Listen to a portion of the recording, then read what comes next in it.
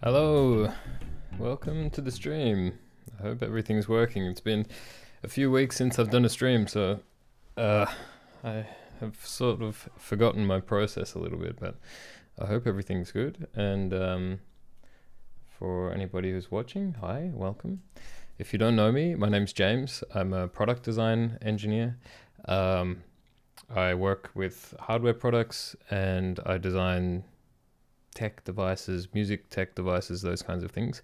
And in these streams, this is number 28, I've been working on the design for a hardware drum machine, which is a project I'm working on with a few other guys from friends from previous jobs. And I'm doing the mechanical design in SolidWorks. So if I switch over here, you can see the model as it is so far.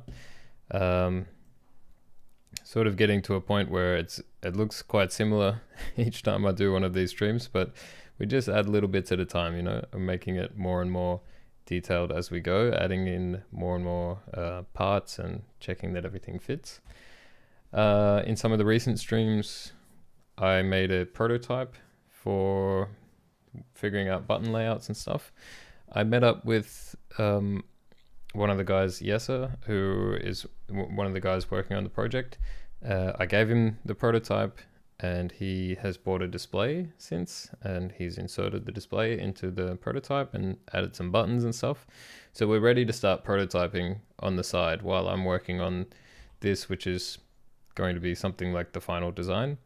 And the prototype, as we're testing it and trying different things out, it will inform what should happen on this model that I'm working on.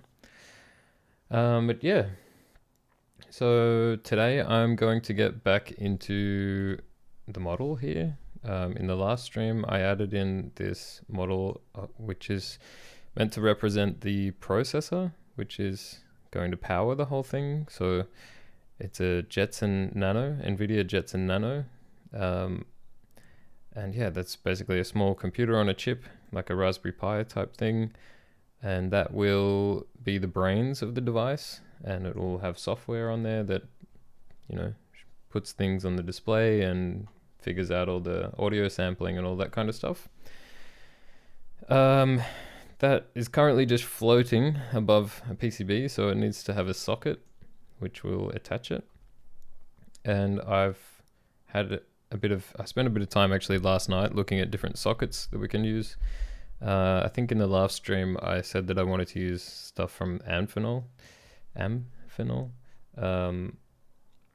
which I mean I mostly have, but let me see if I can find some links while I'm talking. But Amphenol make some nice sockets which would be great to use, but they're just not very easy to find. Yeah, I had a look on DigiKey and Mauser and stuff last night, and basically none of them were in stock. But there were some others that were in stock, which were from TE Connectivity. So I'm probably going to use one of those in the model. Just trying to find it now.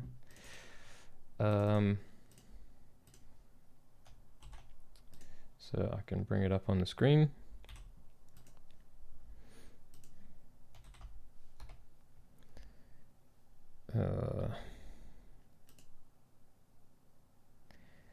Yeah, so this is basically the socket. Okay. Don't judge me for my haphazard cookie accepting. I wanted to bring up a bigger picture, but it's not gonna. Maybe I can do this. Yeah, that's not great, is it? Maybe we can have a look at one of these.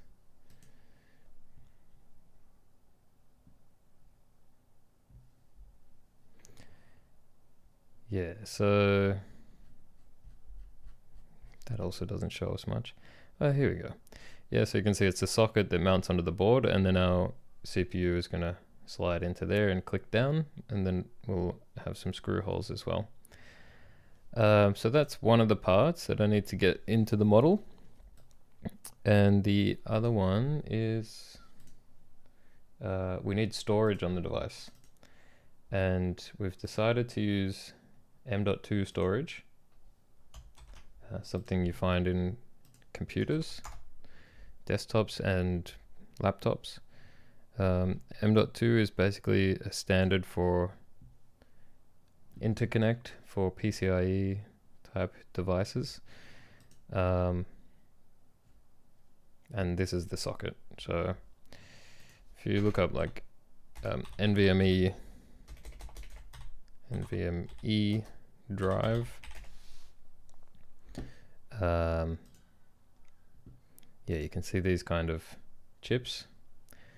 It's a memory module, sorry, a storage module. So it has, you know, some amount of gigabytes or terabytes of storage, and it plugs in with this connector. So we're going to put one of these connectors on the back of the PCB, so we can attach one of these as well.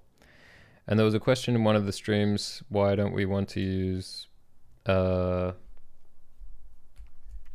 SD cards? And I said in the stream, I'm not actually really sure.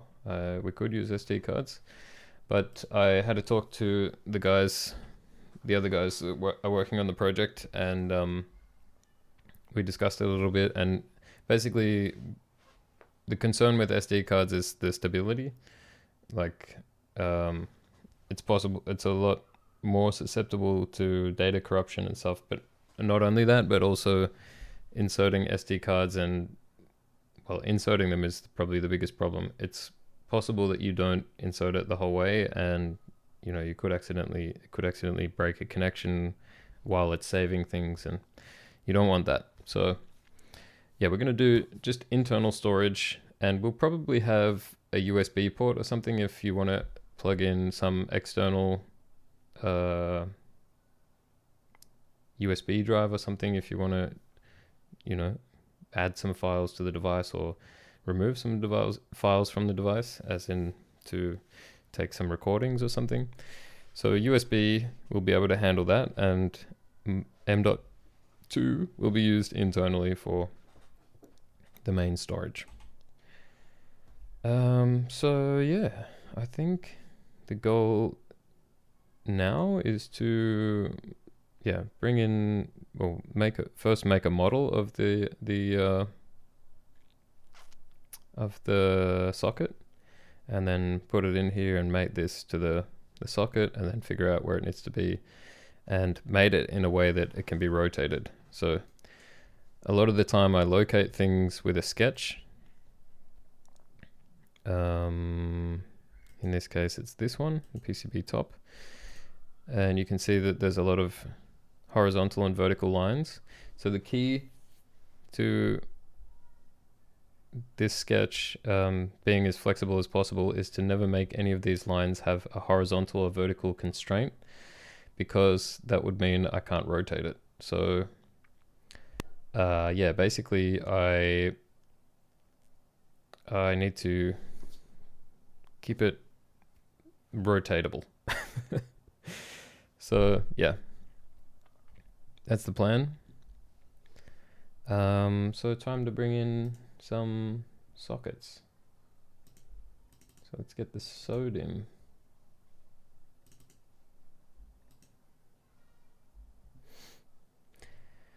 Yeah, the reason why I haven't been streaming recently is I've been trying to sort out some other things behind the scenes, some other projects and stuff that I've been working on, and some things I've needed to organize. So I've been busy, and but yeah, I'm still busy with other stuff, but I wanted to get back into this because I want to keep it consistent.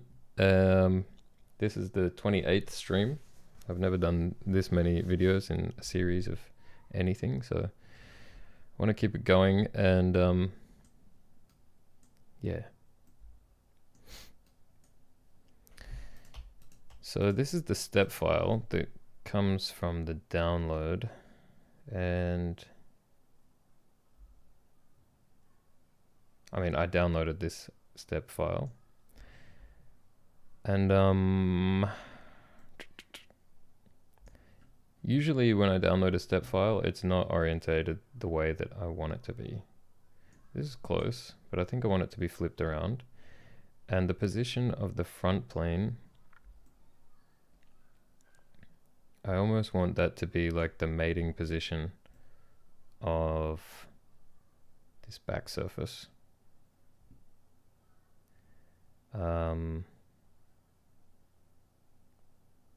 Yeah.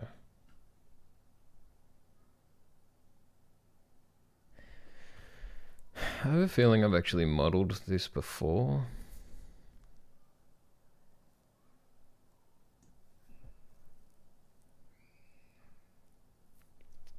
But I'm not 100% sure.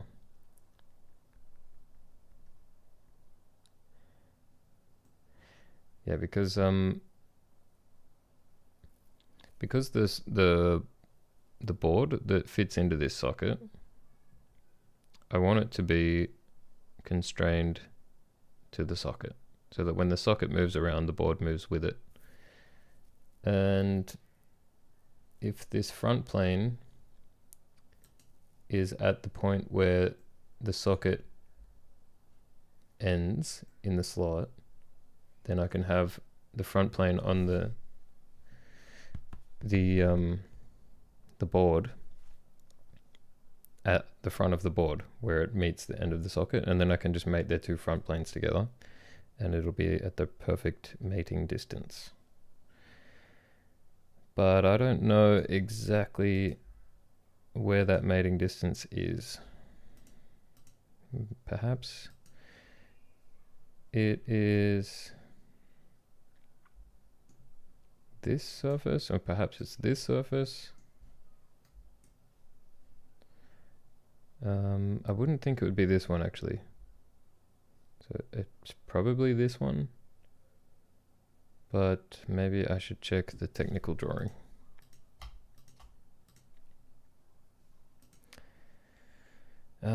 Yeah, so I gotta have a look at that, which I haven't downloaded, so I need to search for it in here. Yeah, if anyone is watching at the moment and you have something to say, you got any questions to ask or something, feel free to type in the comments. This doesn't need to be like a tutorial video the whole time.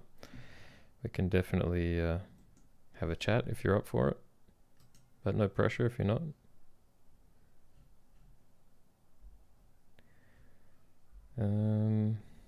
Because yeah, some of this is a bit slow. Just looking through details. So yeah, if you want to talk, feel free.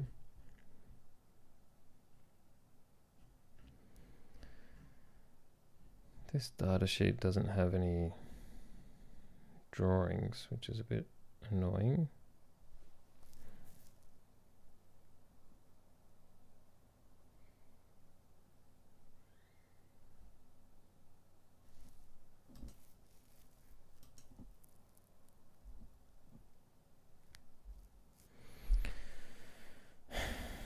What's the 3D PDF?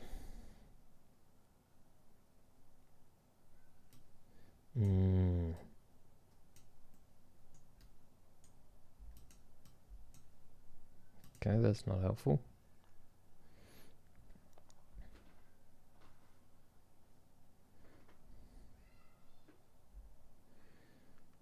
Application specification? No, that's what I looked at before.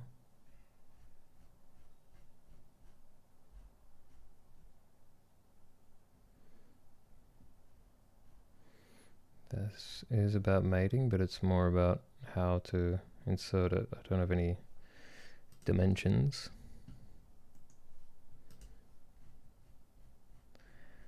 This doesn't have any dimensions. Oh, no. Okay, that doesn't help me either. Qualification test report probably won't help. No. No technical drawings, huh? That's a little bit annoying.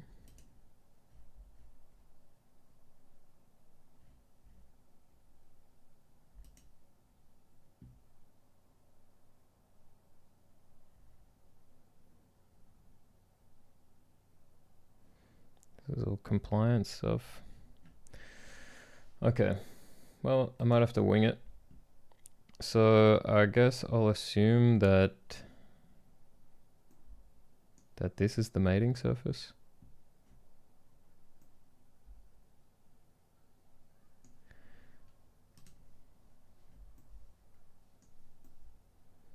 And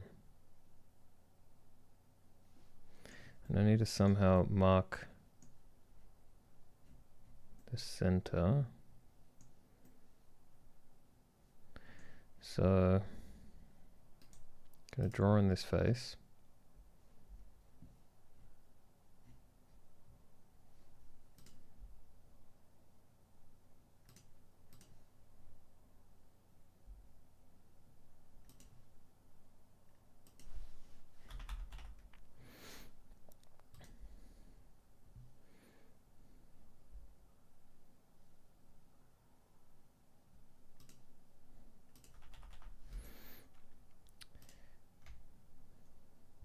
I'm curious to know who is watching along right now, because I'm guessing you are not American. I think most of my audience is American, just because of the nature of YouTube. But I think a lot of America is probably asleep right now. I think the West Coast, it's like 5 a.m. East Coast, it's maybe like 8 a.m. or something.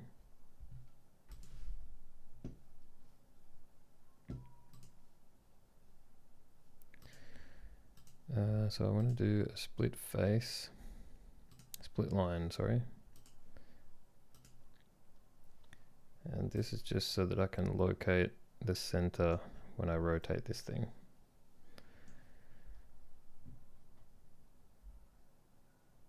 So I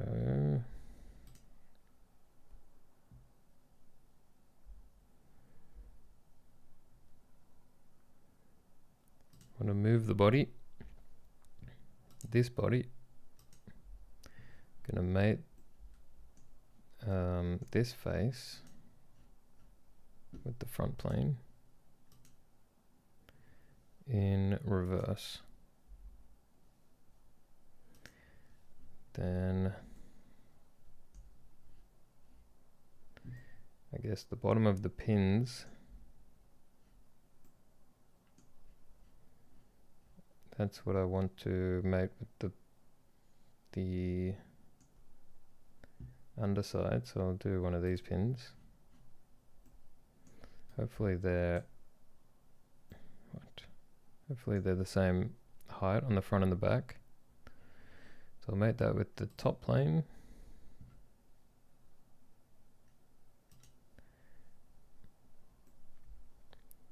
And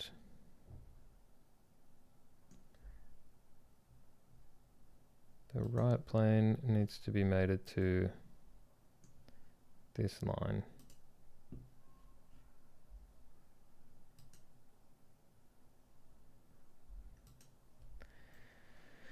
Now I think that should be constrained.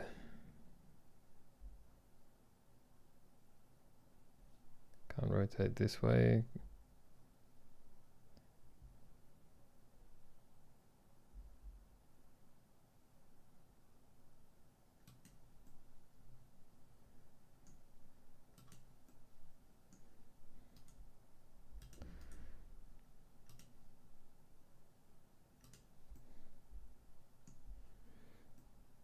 Okay. I think that's good.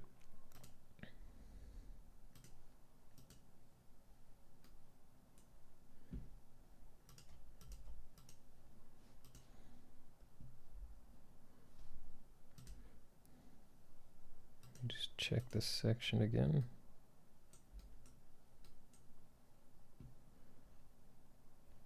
Yeah, so the front plane is on that back surface, which I assume is what that's what the PCB is going to hit against. when it goes in.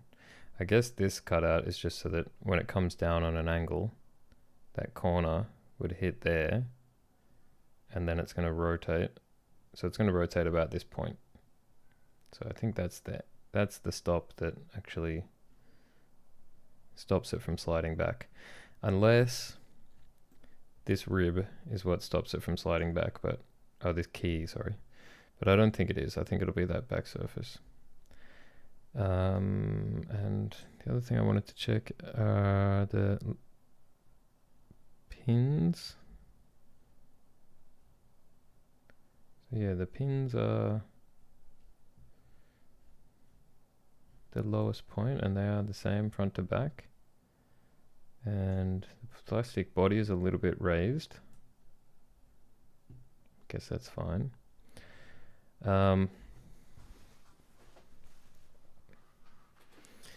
Really would be great to know the mating height.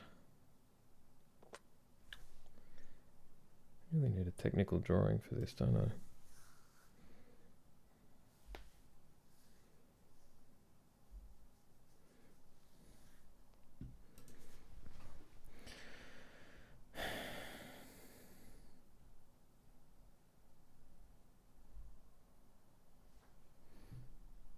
Do I have a technical drawing?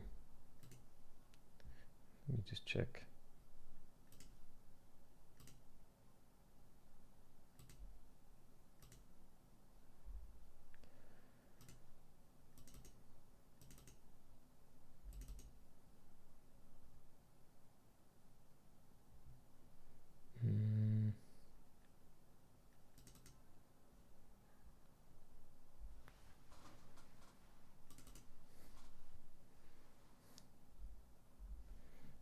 What model is this again? 408.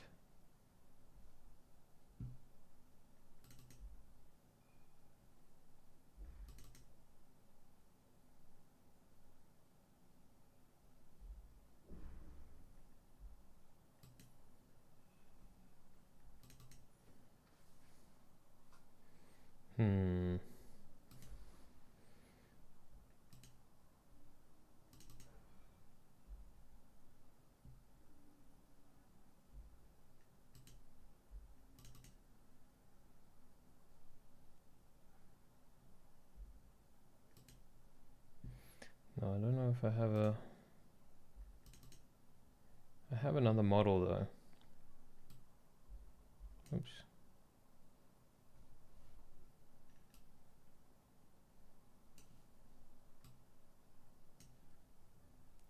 Let me see what this model looks like.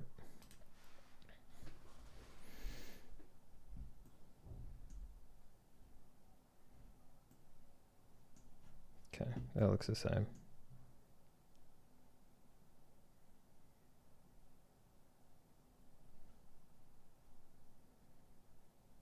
But it's in a different language.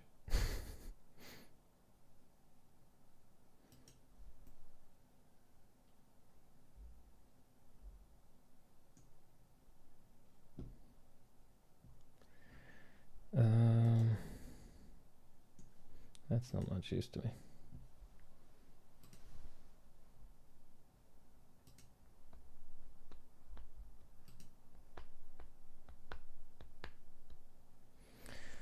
Okay, so maybe I can just like search this and search drawing.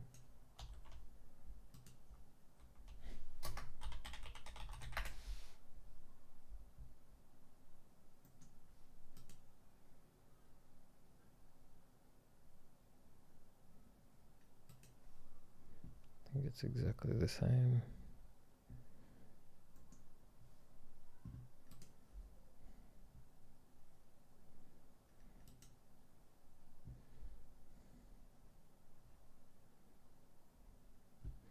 Stack height is 4 millimeters. What does that mean?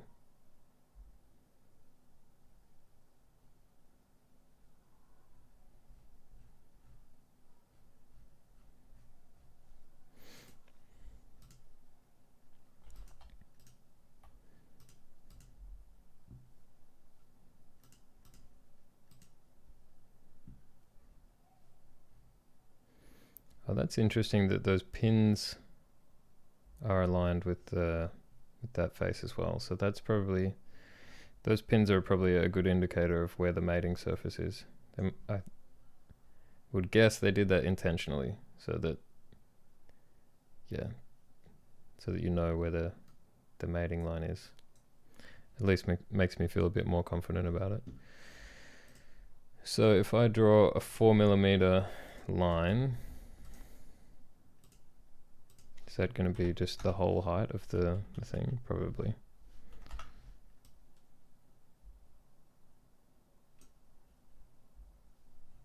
Not quite.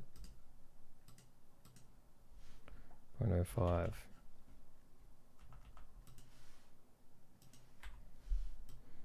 So it's the height of the plastic. No? Okay, well, I don't know what that 4mm is meant to represent then. I think I have a drawing from another socket. Or maybe I can look up the Amphenol ones.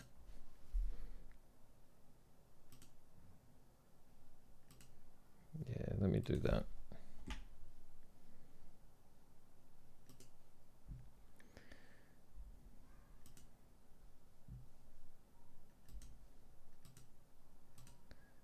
No, that's a different product.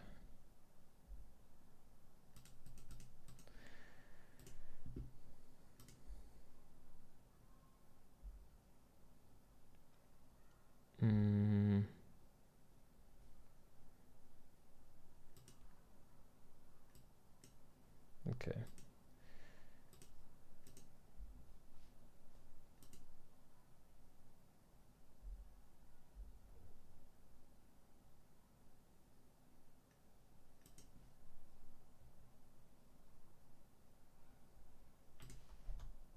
Sorry, I'm just opening this up on a different browser. I'll move it across.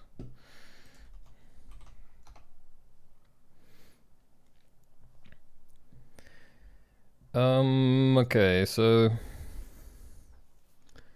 if I put in a filter here for Amphenol. Yeah, see, this is the problem with the Amphenol ones. If I search in stock, it doesn't get any results. You see, they're all not stocked. And they all have really high minimum order quantities, so 4,000 units, which is a bit beyond the scope of this project. But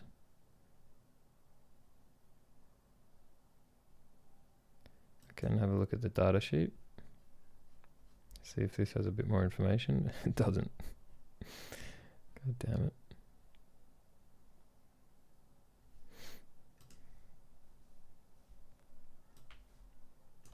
Perhaps on Amphenol's website.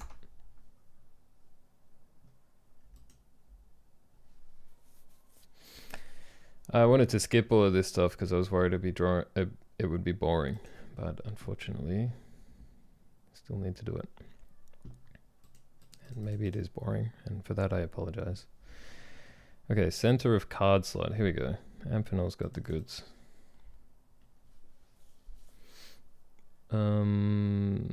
Wait, this is a 4mm, a 4.2 max. This is, yeah, 4.0 height, reverse version. Don't know what reverse version means.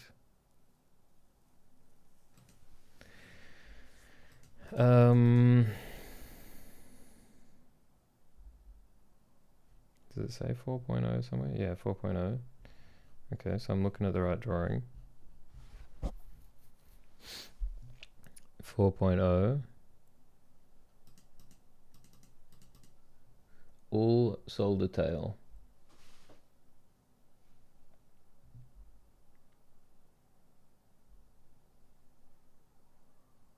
Okay, something about soldering that I don't understand. Okay, but center of card slot should be at 2.1 plus 0.25 minus 0. So 2.1 up to 2.35. From which point though?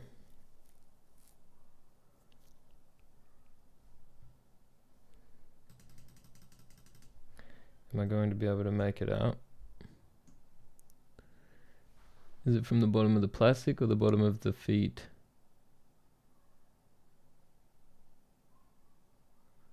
Very hard to tell.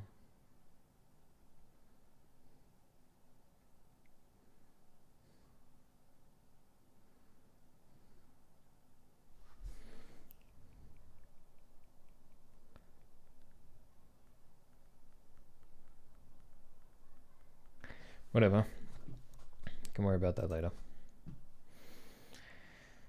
I think this is good. So what I actually want to do is save this out as another step.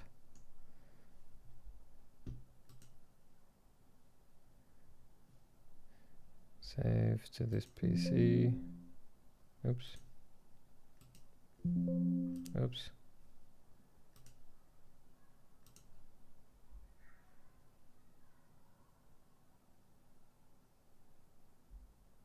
No, not there. Where do I want to save it? Hang on a second.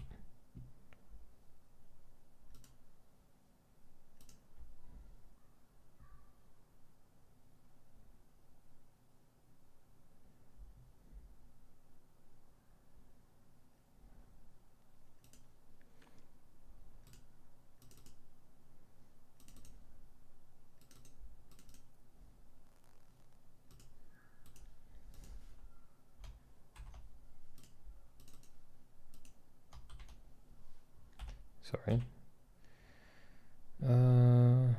Yes, here and with this name as a step. And I don't want to have periodic faces split. Okay. Cool. Sure. Don't know why I need to do that, but okay. By the way, I didn't mention it at the beginning, but I forgot to. I was supposed to. Up here, I added this little counter, and it counts the number of clicks that I do in the one session when I restart the counter. And I just added it because I thought it would be interesting to see and compare like how many times I click in one stream. Okay, so I'm not going to save that. Yeah, I guess just kind of like as a performance measurement, see how productive I'm being. Because at some points, like, I really will click a lot. And I just was interested to know how much I click in, you know, an hour and a half or whatever I do on these streams. So I want to make this into a SolidWorks model. So I'm going to save it as a SolidWorks part. And then I kind of want to add some color to it, but maybe I won't bother with that now because I think it's going to be a lot of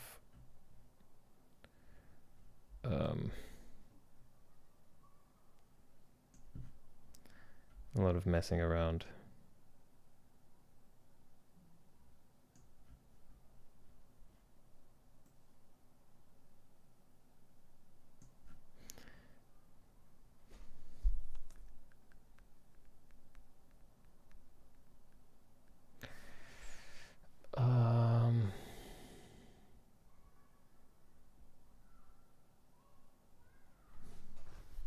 Or do I want to do it?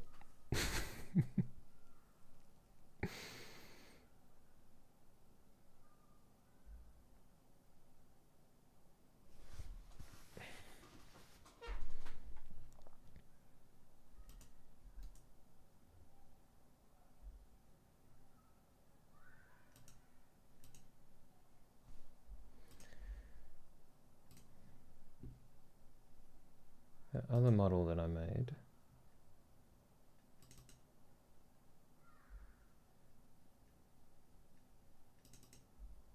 I think it had the colors. Yeah, it does.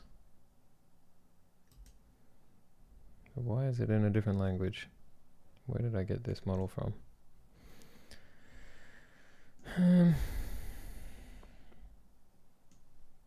Why is that the wrong color?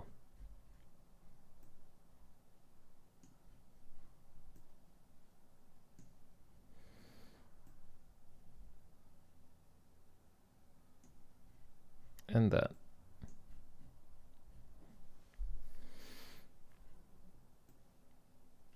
Whatever.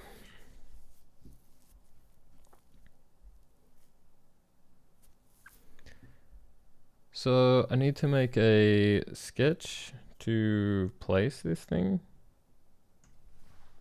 So what I normally do is I'm gonna mark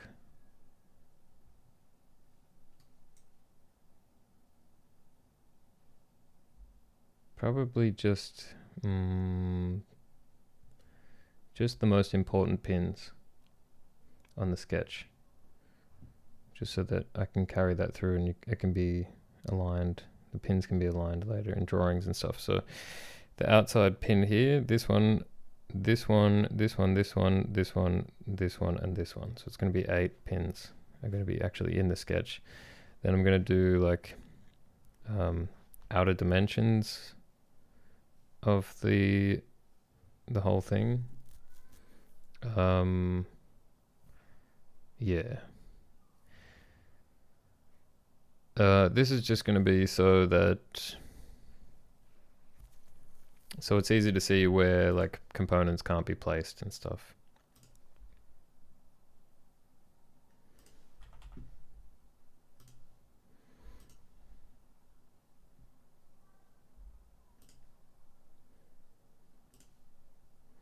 Because what I'll end up doing is handing over a drawing to Jan, who's going to design the circuit, the PCB, and I need to be able to show him like, okay, you can't place any components in this area.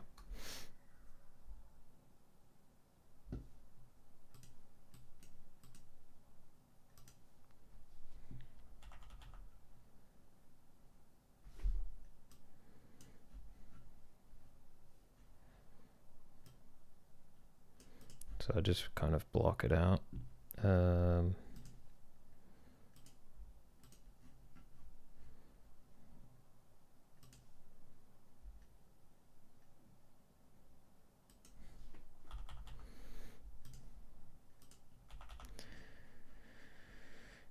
something like that. And then I don't know if I'll draw like a whole rectangle on this thing or if I'll just do the face that actually contacts.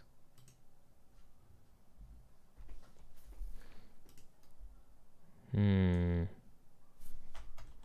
see, maybe I don't even want to add those lines in.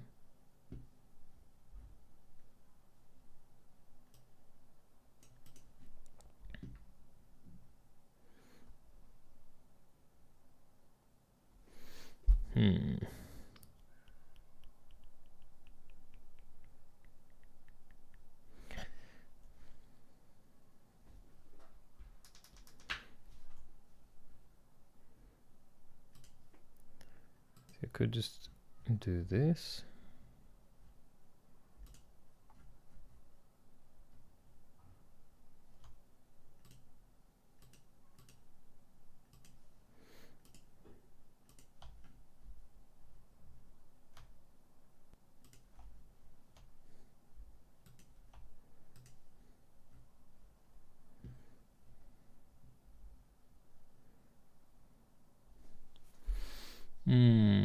Something like that.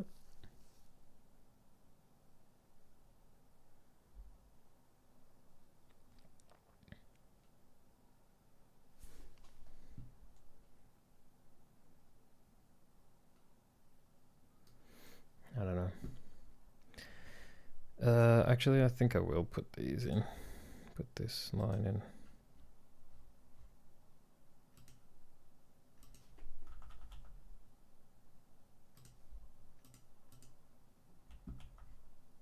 This is just going to look a bit weird, but whatever.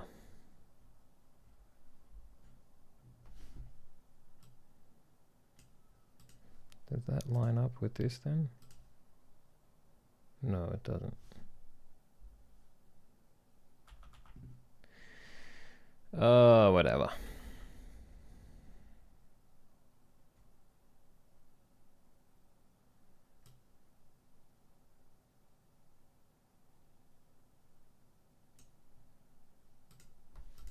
Maybe I make those align.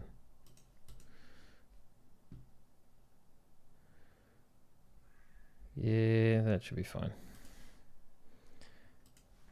There's always the opportunity to check if there's any components in the right place, in the wrong place, I should say, and yeah.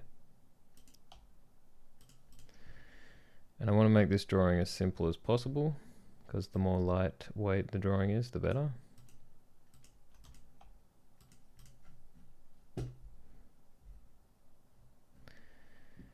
Yeah, I think that'll do. And I can actually hide that. And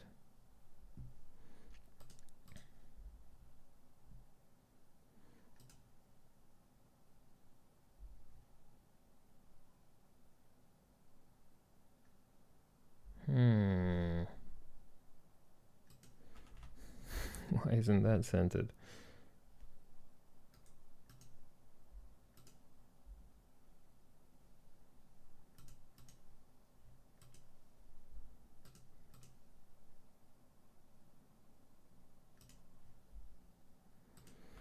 Uh-oh.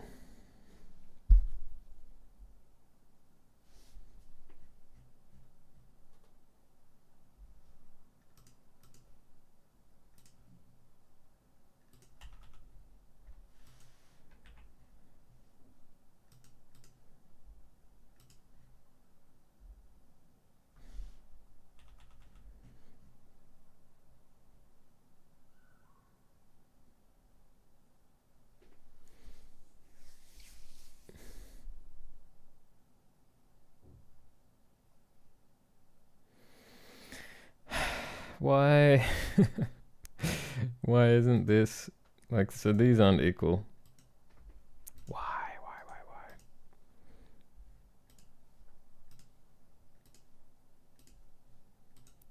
2.55, 2.6. That's like that in the model. Why?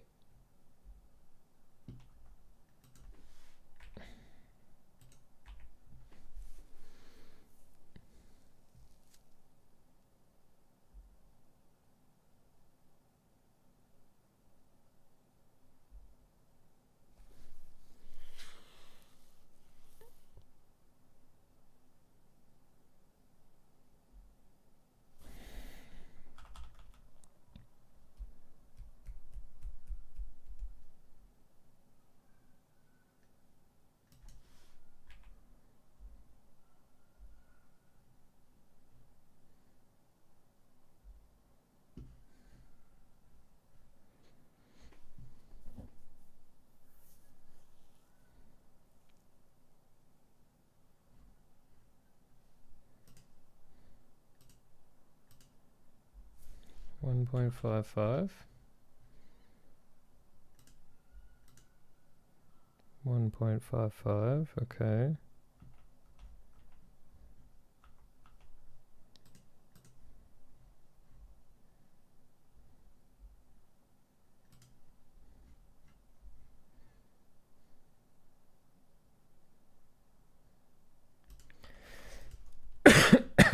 Sorry.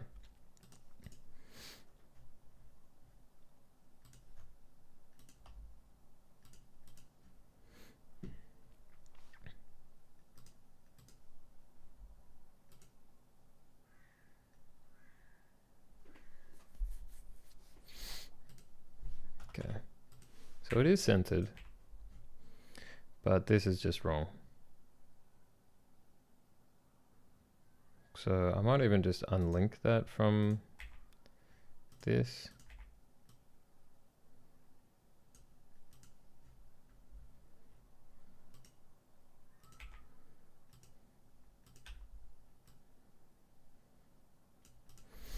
And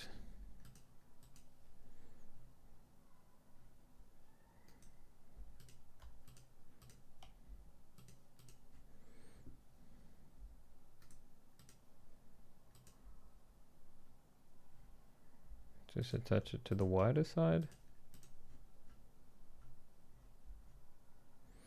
Yeah. Don't know why it's like that, but don't care. So then I just need some other lines to locate some things like the key. So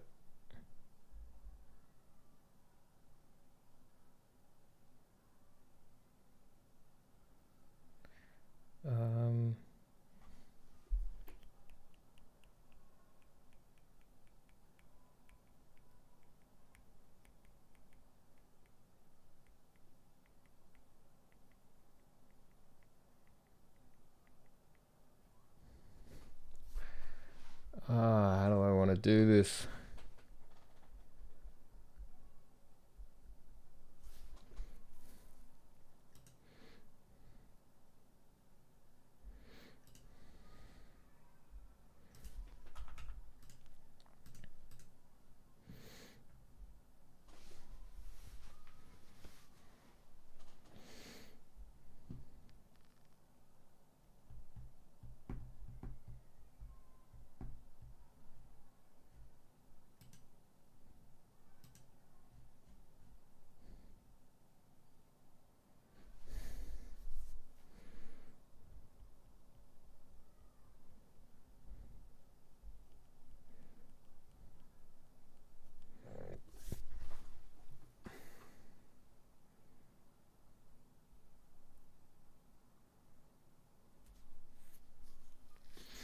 Sorry, just a lot of things are going through my head trying to figure out how I'm going to set this up so that I can rotate it and everything.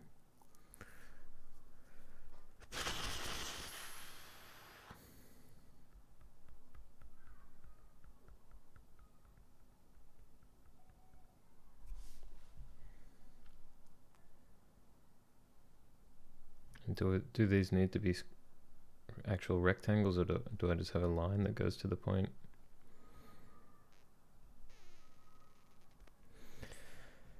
Okay. Here's what I'm gonna do.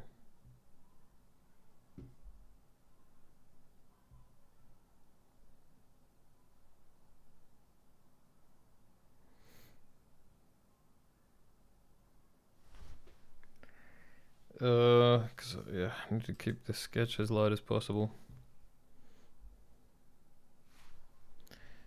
Gonna get rid of all the vertical and horizontal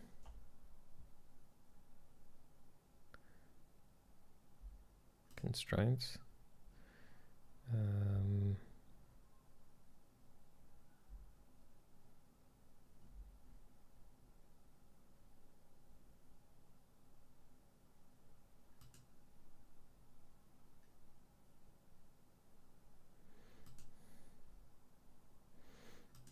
Maybe I'll get rid of all these on edge ones as well for now.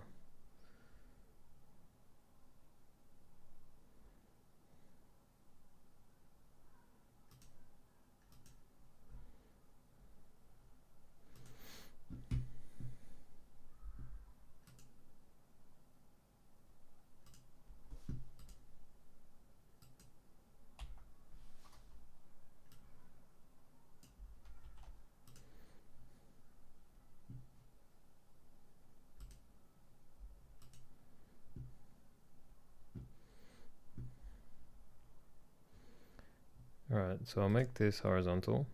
No, I'll make this horizontal. And I'll do perpendicular relations and everything after that.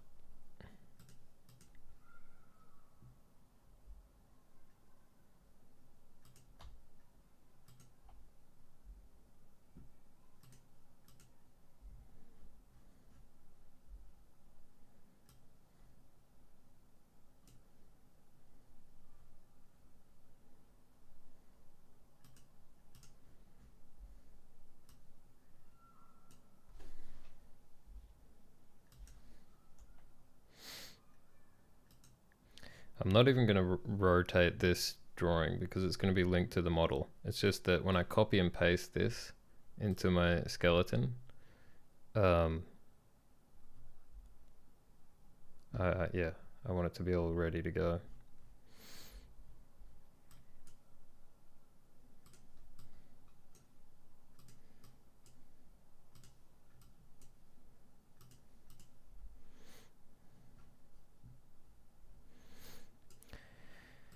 What else have I got to talk about? Oh yeah, I saw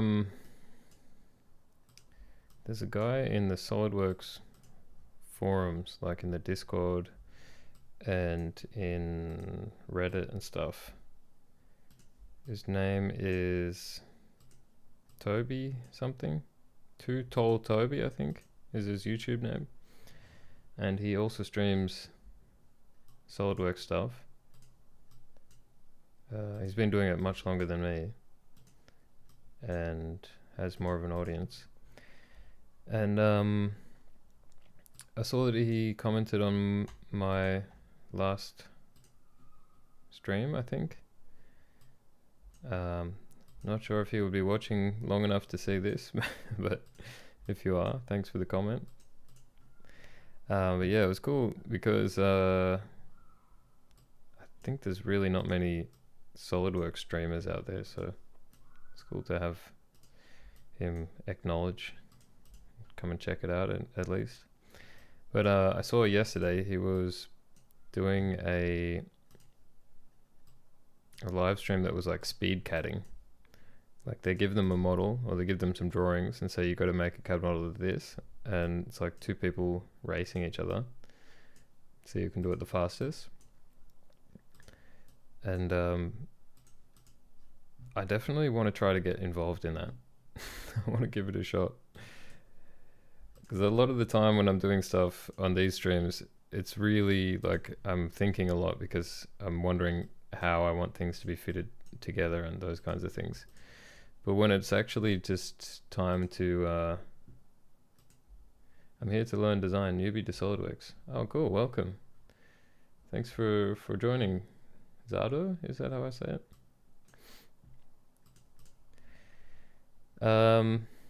Just a little warning. I have a very particular way of using SolidWorks, which is maybe a bit different to how some other people use it or how you might learn it from tutorials and stuff. So it might just, I'm just saying it might be like a little bit weird to understand what I'm doing sometimes, because it's like it's a bit weird, but hopefully it's not too hard. Zad, nice to meet you. Yeah, nice to meet you too, man. I'm James. Cool to have you here. Yeah, so at the moment I have this model that I've imported as a step file that I downloaded from a supplier. And what I'm doing is making a sketch to kind of represent the most important parts of this model, because it's a component that will go on a PCB, and I need this sketch to put into a sketch of all the PCB components so I can see how everything's going to be laid out and how it's going to fit together. So yeah, I sort of want it represented in a sketch of all the components so I can see, you know, where it is and not accidentally put something in the way of it.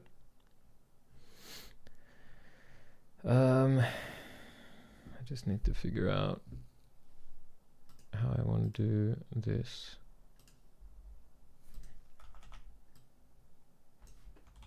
A lot of what I'm doing won't really make sense for a short while.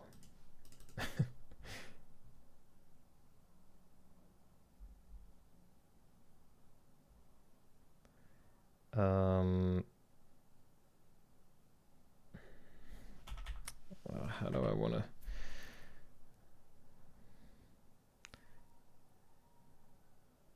So I'm going to make another sketch that's going to reference all of these lines. So I need to have everything be connected. Like I'm not going to be able to reference where this is without using dimensions, but I want to just do like equal dimensions. So like there needs to be a line connecting this back to the origin somehow that I can make another line equal to.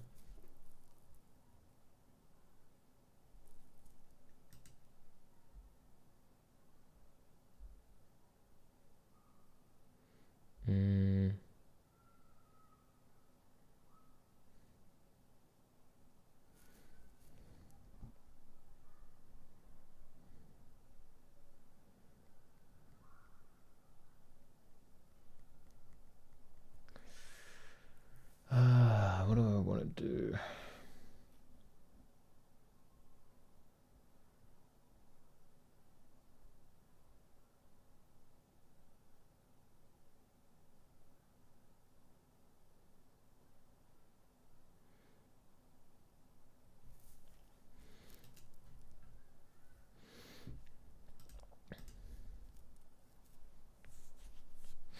Yeah, I want this thing to be as simple as possible.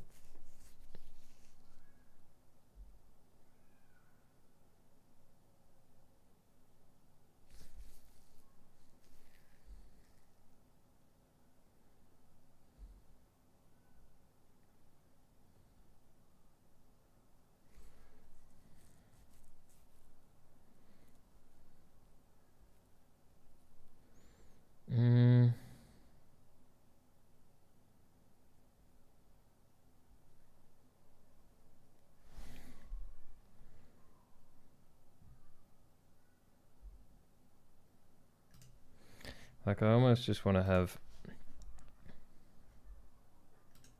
line like this and like this.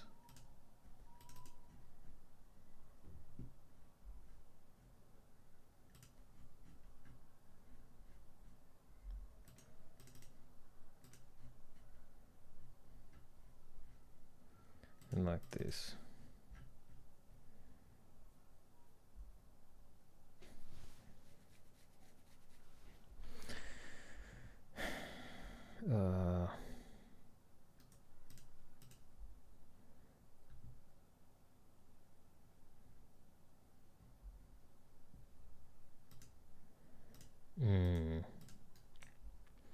Also need to put these positions.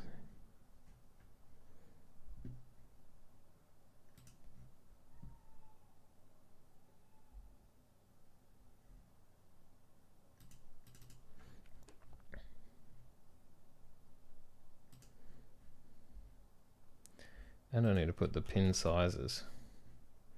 So hopefully in the drawing it says how big those holes should be.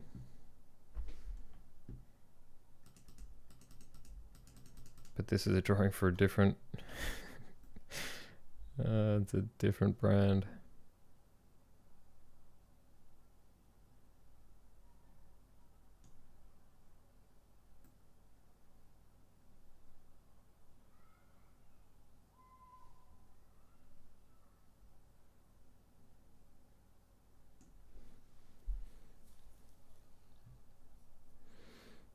Mm, 1.4 and 0.9.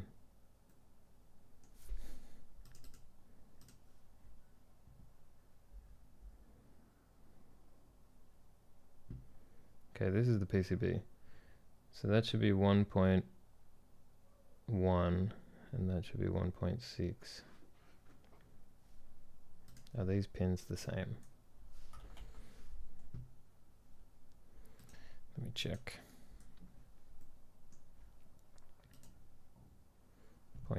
1.4? No. Yeah, that's right. Yeah, 1.4. And 0.9. Okay, so that's, I guess that's like a standard. So they're interchangeable. So yeah, this hole should be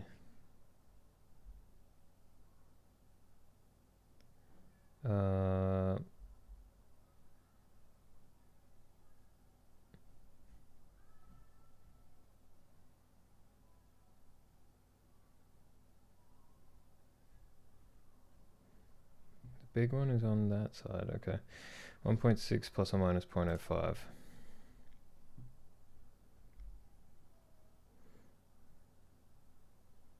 Oh, right, because they're looking at it like from the top. Okay.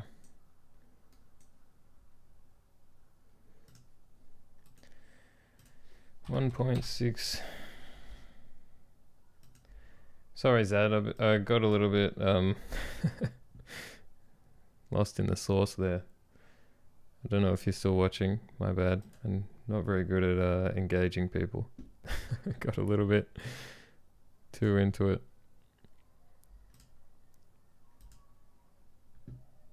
Plus or minus 0.5.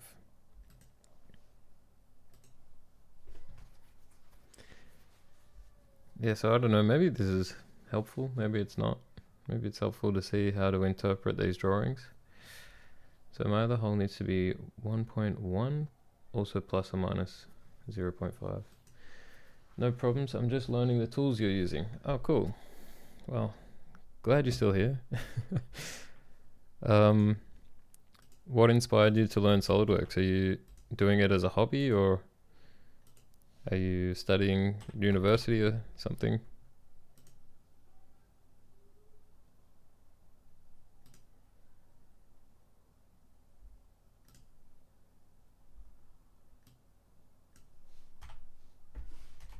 Just adding my tolerance values there. Okay.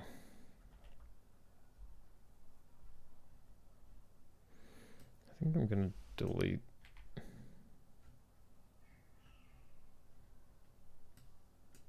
the squares.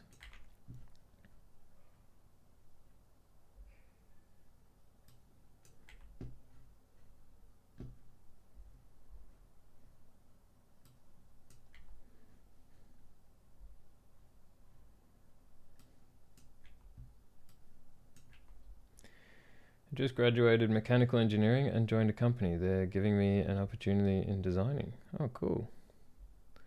I always thought it was strange because it was similar at my university. Like, the mechanical engineers didn't get as much training in SolidWorks as we did. I did product design engineering.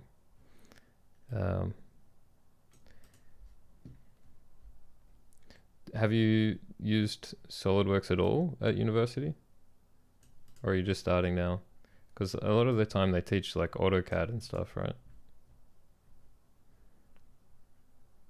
But that's more like, I mean, you can do 3D, I guess, but it's more 2D stuff.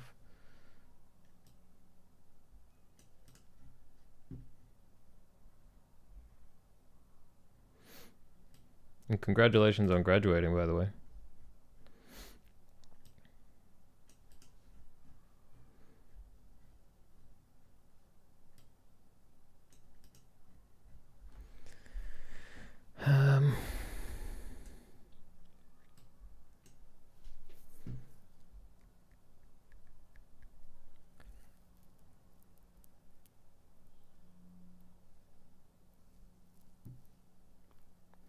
Just basic like 2D drawing to extrude into 3D, and that's all. Yeah. I mean, I guess my studies was a bit like that too. I think we learned a little bit more advanced stuff as well, but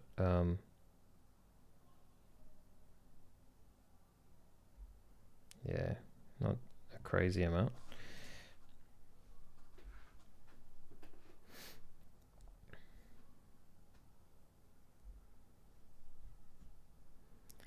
Okay, how am I going to link these back?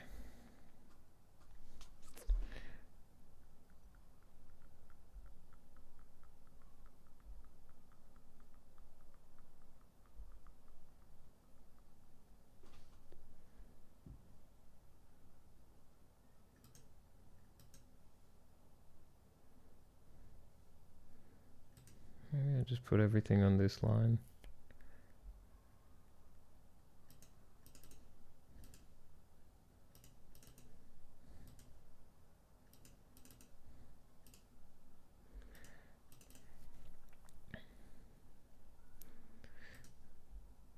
So are they paying you to learn SolidWorks as well? Or are you just trying to get a step ahead?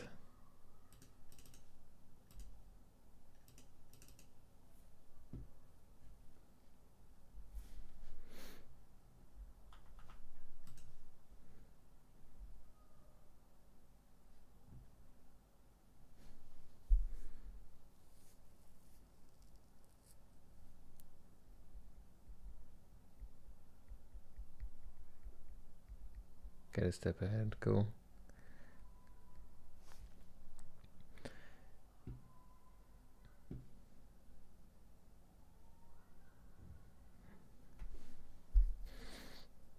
Sorry, I just got my head into this again.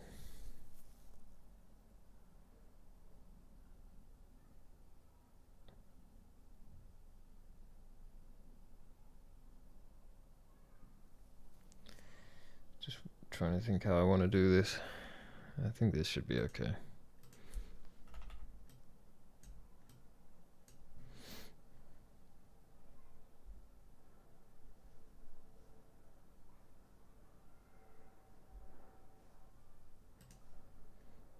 It's gonna look a bit confusing for a bit.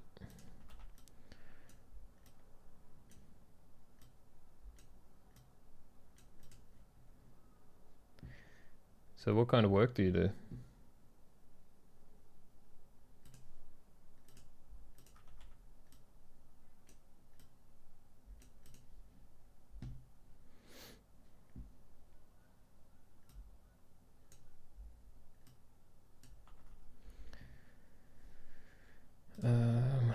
Okay, gotta get rid of all these horizontal and vertical relations again.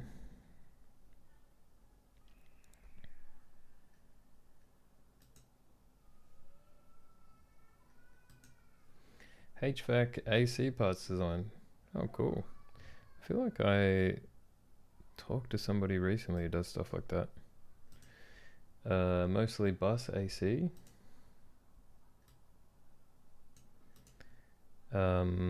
Bus AC. Oh, like in buses.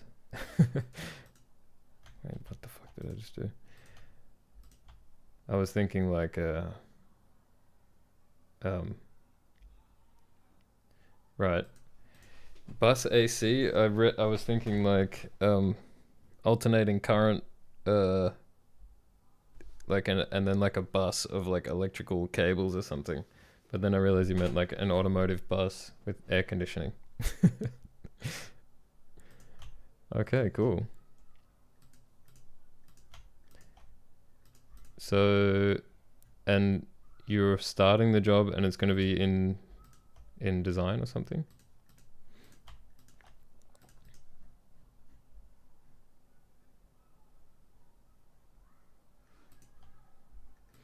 Are you based in the US or are you in Europe? It's always hard to tell with the time zones.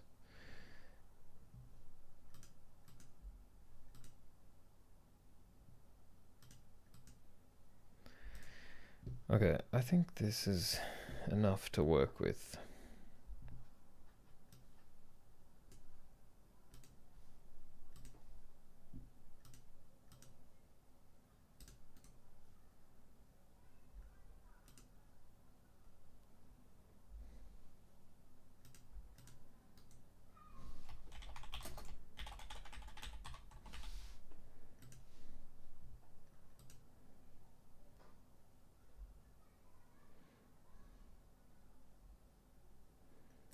The right plane, I think I'm just going to make the sketch really simple.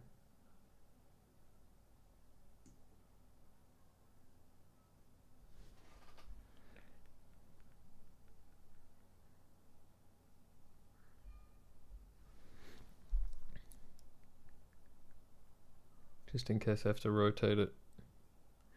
Ah, fuck it, I'll cross that bridge when I come to it.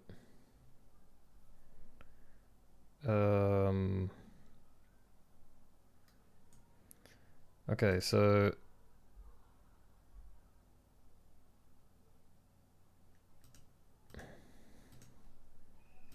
let's look at the section on this again.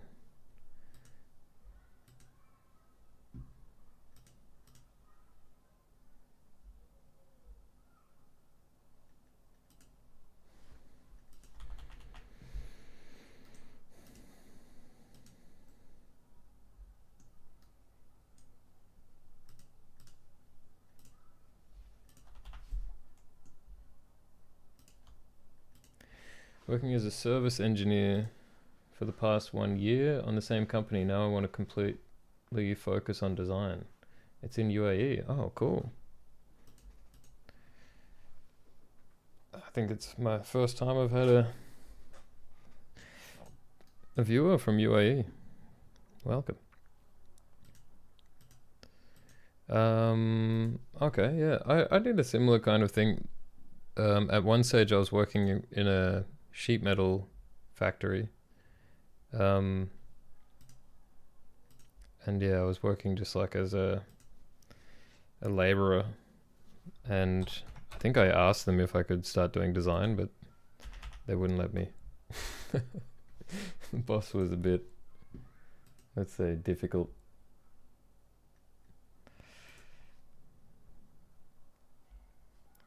But yeah, that's cool that you're able to transition from servicing into design. Oh, you're born and raised in India. Oh, cool. So you moved for the studies in UAE, or?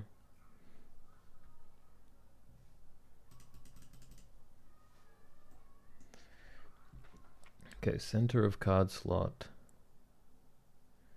2.1 plus 0.25 minus 0. 2.1 plus 0.25. Oh, I remember the 2.1. I want bilateral plus 2.5. Okay. Moved after graduation. When did you work for working as a service engineer for the past 1 year on the same company? So you graduated, then moved, and then started working as a service engineer, or?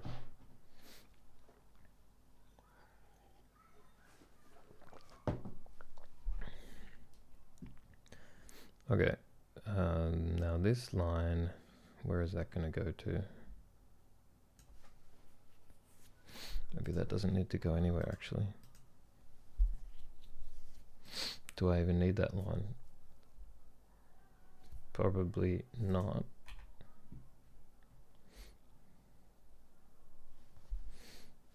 So I might just make a box instead.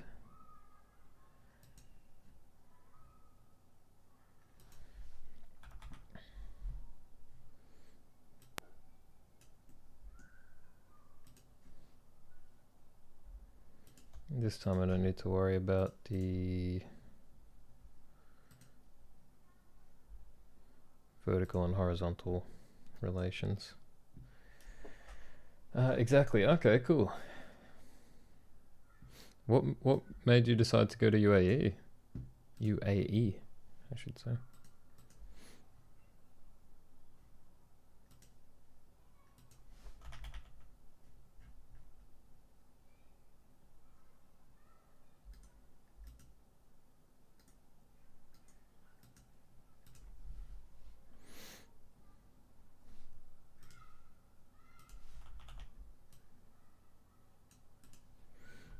Okay.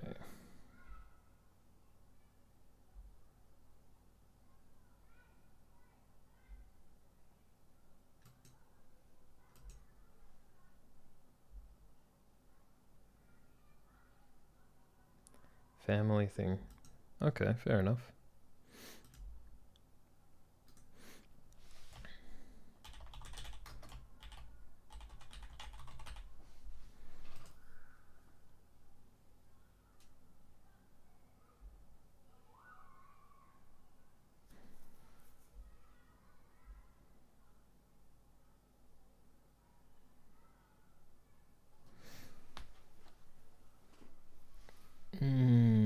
Okay. I think this is gonna work. I think. So, when I said, I want to ask you something. What are the most common tools you use to make it easier on designing? What are the most common tools I use in SolidWorks, or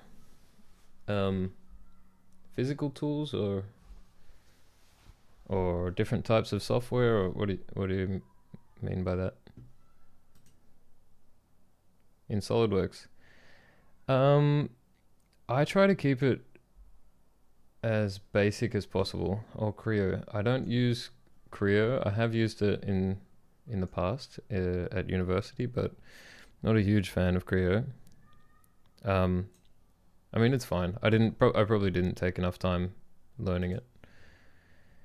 But tool-wise, so I do what some people call solid. I do what some people call skeleton modeling or master modeling. And what have I done? Sorry, just let me try to figure out what I'm doing here.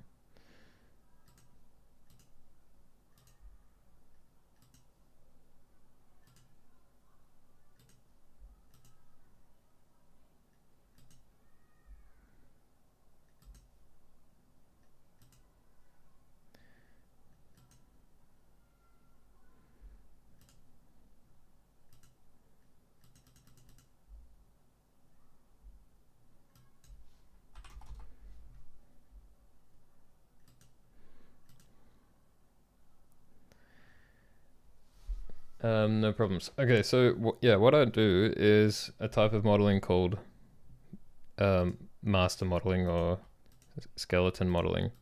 So basically, I have this part. This is my skeleton part or my skeleton model, and it's a SolidWorks part file, and all it has in it is sketches. And these sketches have all of the important dimensions in it for everything that's going to be in this product. And I've labeled all the sketches so that I know what they are. So if I want to look at where something is placed on the PCB, I look at this PCB top and I can see like how everything is placed.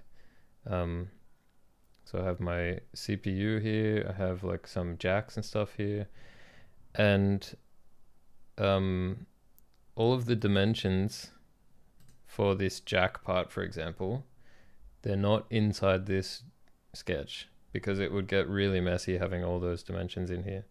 So this just has an equal relation to what you can see in here, which is faded out. It's a sketch from an inserted part. So I actually have, if I hide all these sketches, I've inserted the part here just as sketches. So this is like an inserted jack. And I just have like a front view, top view, and side view so that I can make the lines equal to that. So then I can place everything in my PCB sketch, and all this has is like locating dimensions. So I can change the position of where things are, but all of the dimensions in here are just like equal to that other sketch. So when I have this skeleton model, I insert that skeleton model into the assembly, so that if I have components like these jacks, I can mate them to the points on the sketch from the PCB top. So like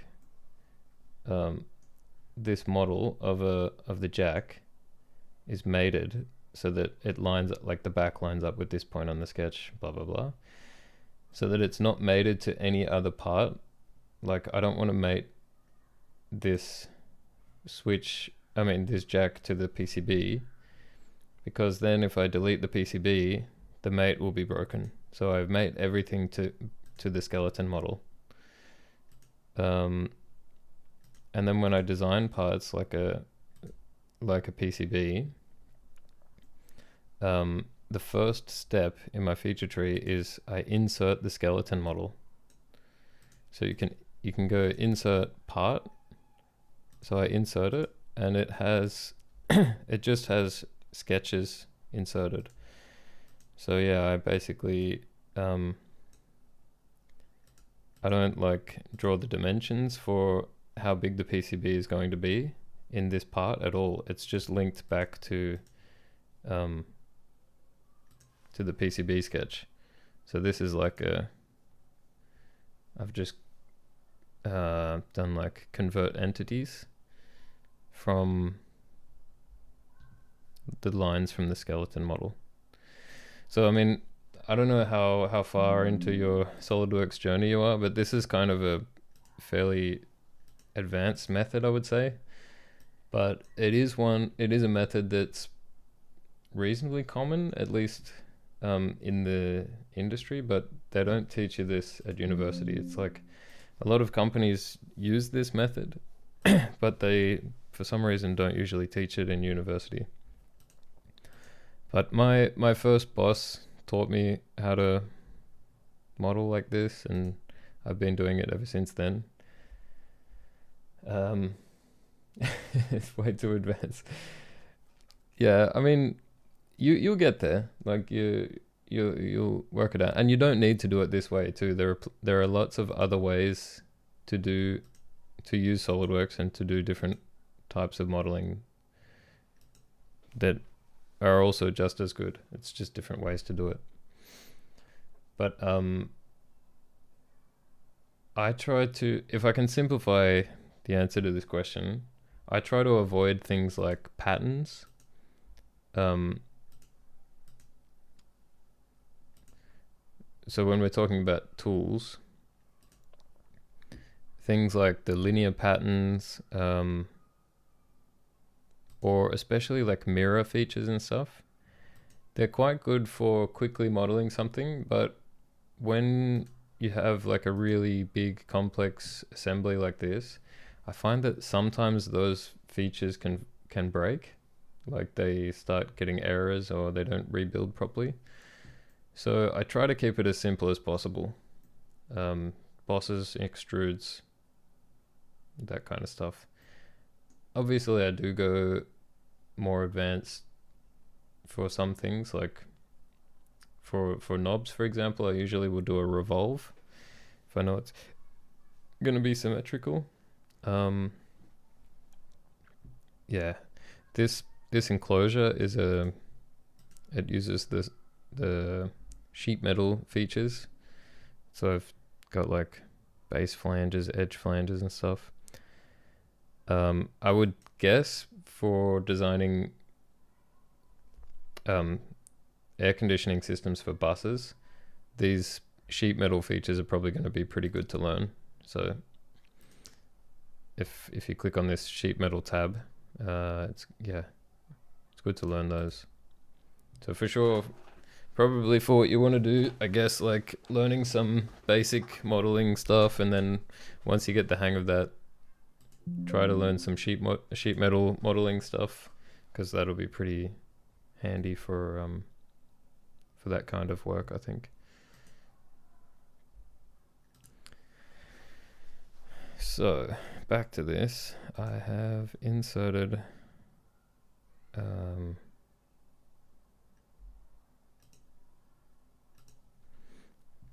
my socket in here.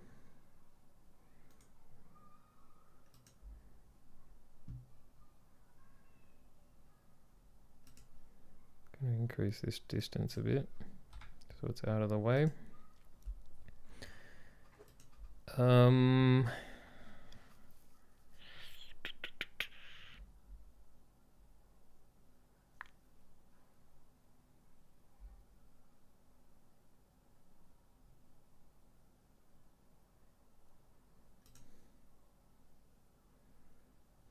Where do they go?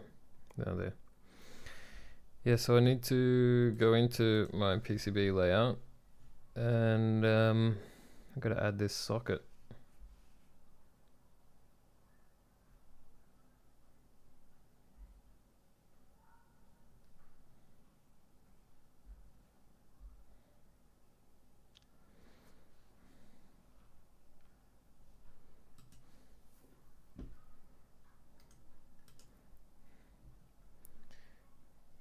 Oops.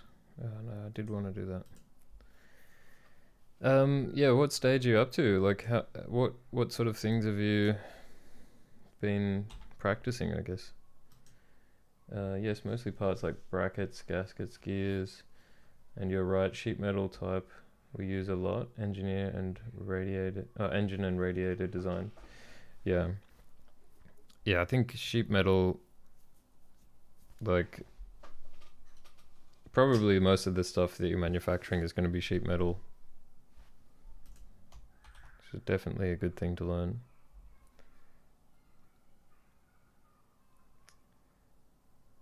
Gears. Gears can be a bit tricky. Like if you're just laser cutting gears, um, for like simple stuff like I don't know, some valve opening and closing mechanism or something that doesn't need a lot of precision, that's probably fine. But then if you need like gears for things that spin fast, then you need to design something that can be machined, CNC machined, I guess. I keep losing track of what I'm doing. Right, I need to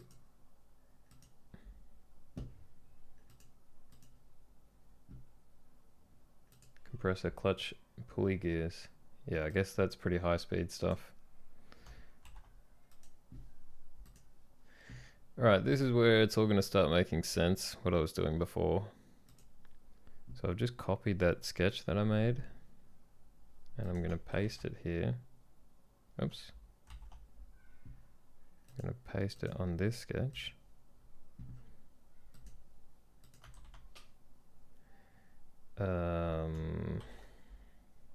Maybe down here.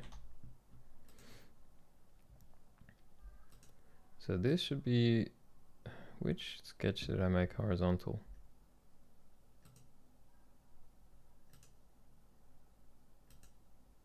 I didn't think I made any of them horizontal, did I? I'll make that one horizontal. I've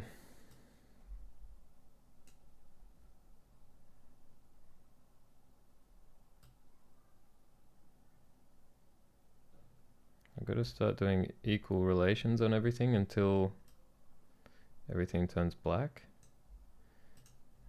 And then I know we're good to go. Because right now if I start moving stuff around, it's all going to change. So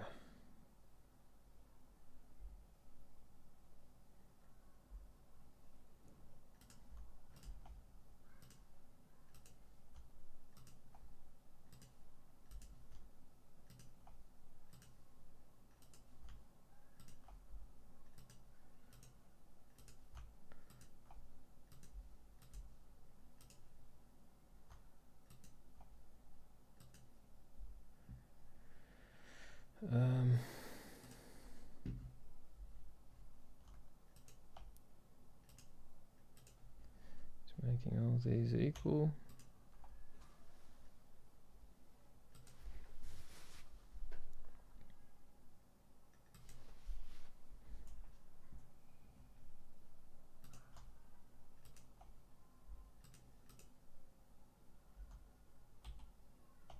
Right.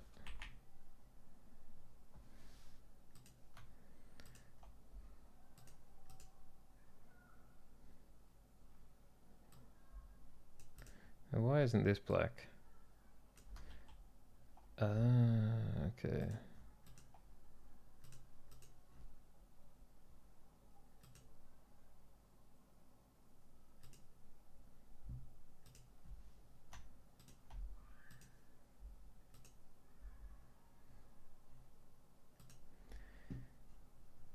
I imagine that air conditioning in buses in UAE is pretty intense.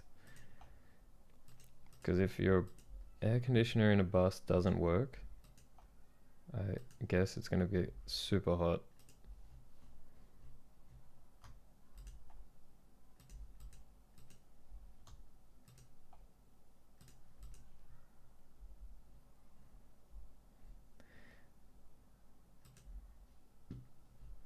I haven't been to UAE before, but I've been to Qatar. And that was very hot.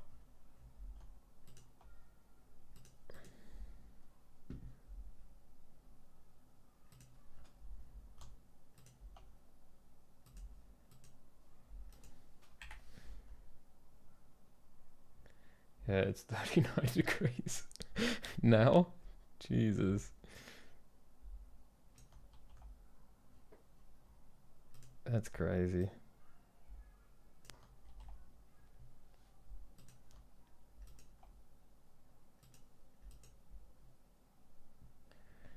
I mean, I've experienced some hot weather in my life. Like, it gets hot in Australia as well, where I originally come from. Um, but I don't know, it feels like a different level of heat. Maybe it's the humidity or something. I guess India is pretty hot too, right? In some places.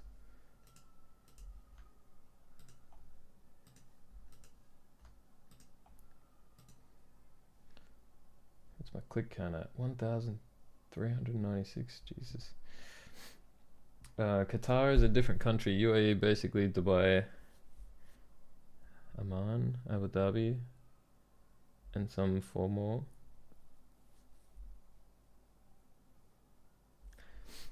But it's close, right? Qatar is fairly close, I guess.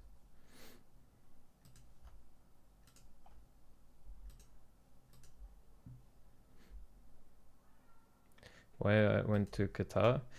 I was just passing through at the not FIFA, no. I just had a stop there on a flight because I live in Berlin, but I'm originally from Australia, and to fly from Germany to Australia, you can either stop in Qatar or Dubai or Abu Dhabi or Singapore or somewhere like that. Okay, this is all constrained now. So if I stop this from being horizontal, I should be able to rotate it. Yeah, nice. Okay, but I'll keep it horizontal for now. Craftsman Studio, hi, welcome. Thanks for clicking. How are you? Good to have you here. I like your name. Consider myself somewhat of a craftsman too.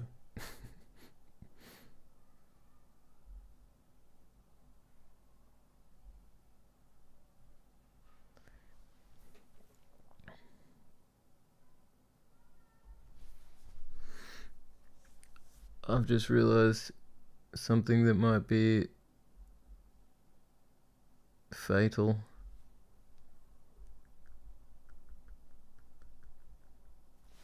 Why is this keyway on the right and in this one it's on the left?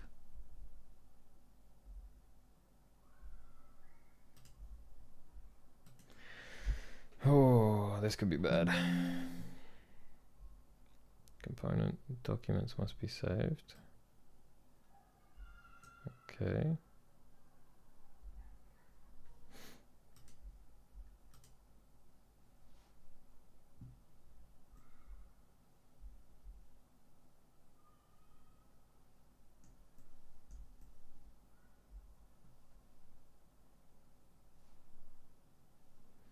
So the key is on the left.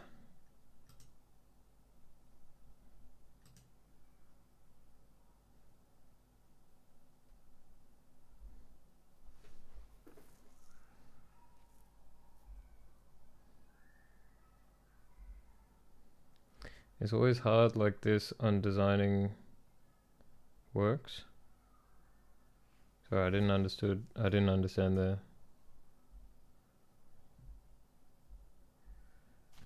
key is on the right. Is that like, is there two different types of SODIMM?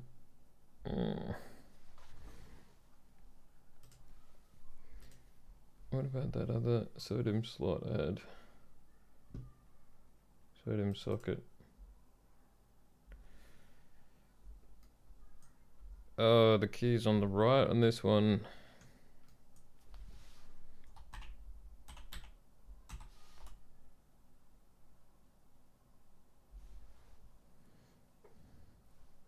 So did I get the wrong model?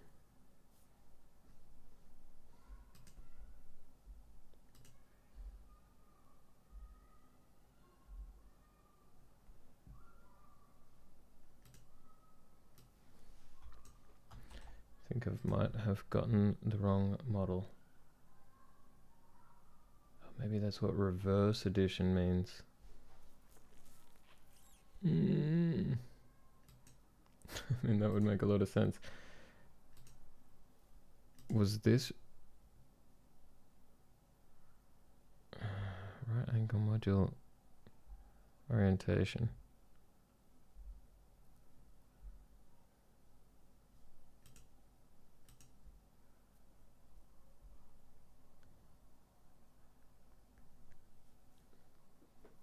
I feel like it gives me a headache working at this level of your work. Oh, it gives me a headache too. Nah, but it's okay. I enjoy it.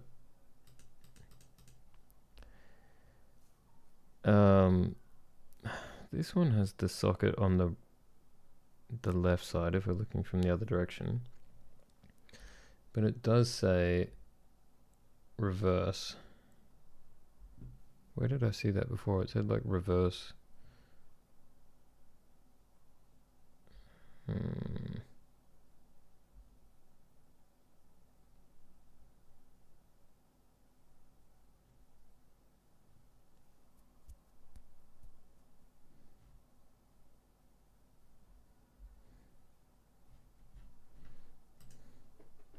Yeah, this says reverse version. But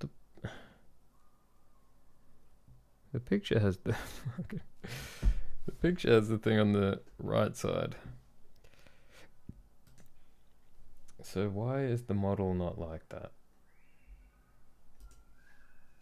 And why did I spend so much time on it? Well, I guess I can copy the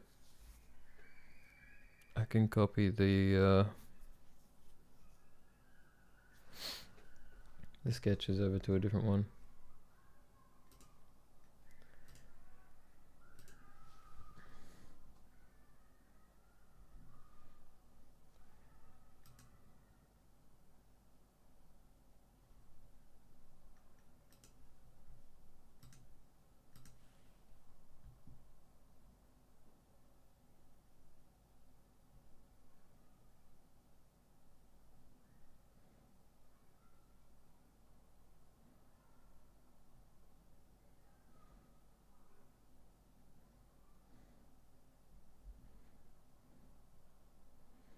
Module orientation, right angle.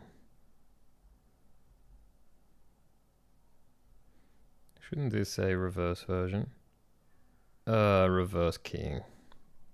Fantastic.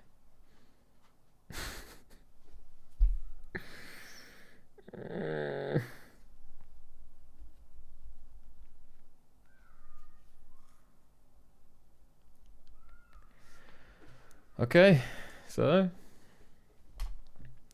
what I actually need to get is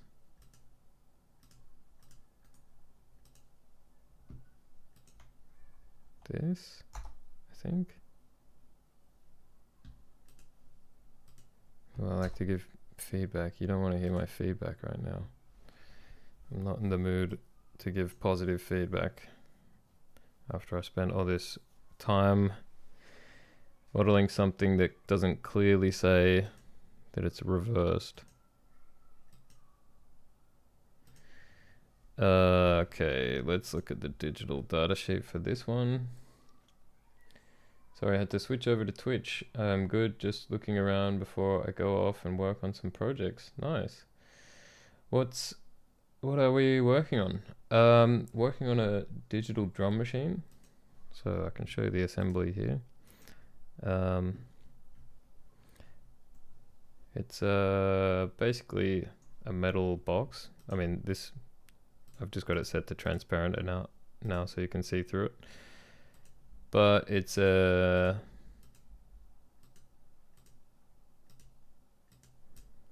metal box with a display, some knobs, some buttons, those kinds of things.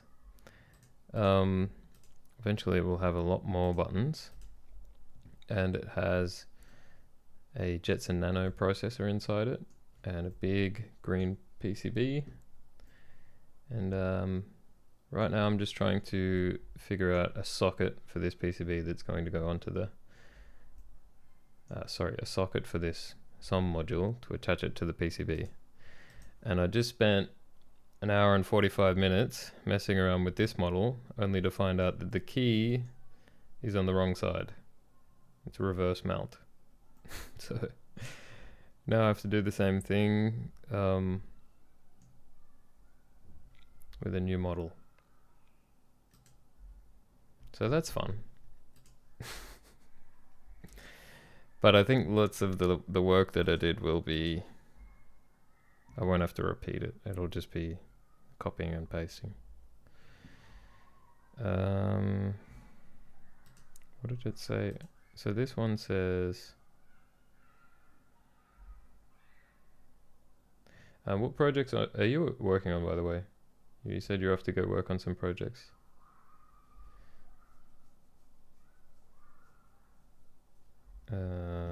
Where did it say reverse mount? Okay. Mating alignment type, reverse keying. Mating alignment type, standard keying. That's what I want. Alright, so I want the 407, not the 408. Oh, and this one has product drawings too. God damn it.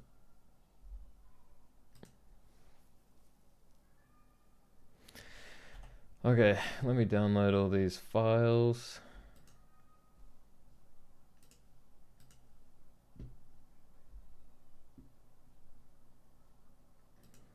Download the step file.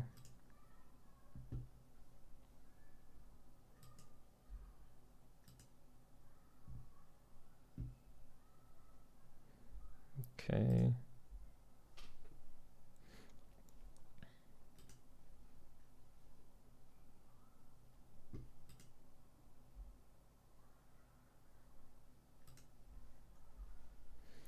Let me show you what I'm doing in a second. Make sure I'm not doxing any of my files or anything. Alright. So I just downloaded the files. I need to make a new folder. I'm going to clearly mark this one reverse key so I don't accidentally use it again. And I can't do that because I'm using that folder right now, so don't worry about that. Craftsman Studio, thank you so much for following, man. Really appreciate it. Great to have you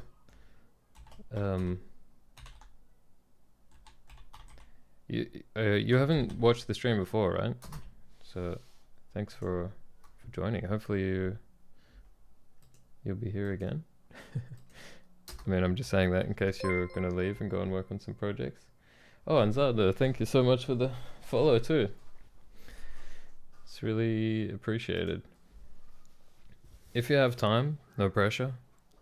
But also subscribe on YouTube would be really good. I'm not sure how long Twitch are gonna keep letting me stream here because I'm streaming on Twitch and YouTube at the same time, which is apparently not allowed, but I'm also not a very big creator, so I don't think they'll notice me for a while. Don't tell them. But I want to continue multicasting, so if Twitch bans me, I'm going to be on YouTube, and you will find me on YouTube, so that's like the safe place. It's not allowed if you're an affiliate with Twitch. That was the case, but they changed it recently, I think. Like 2 months ago they changed it, or maybe a month ago. So they have said that nobody is allowed to multicast. But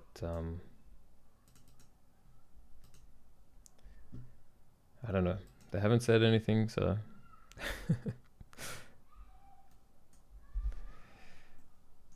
okay.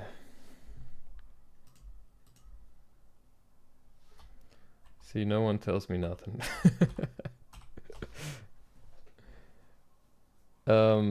Yeah, I mean, this is what they said. So I've been working off that assumption that that's true. But, you know, maybe it's not, but I think it is.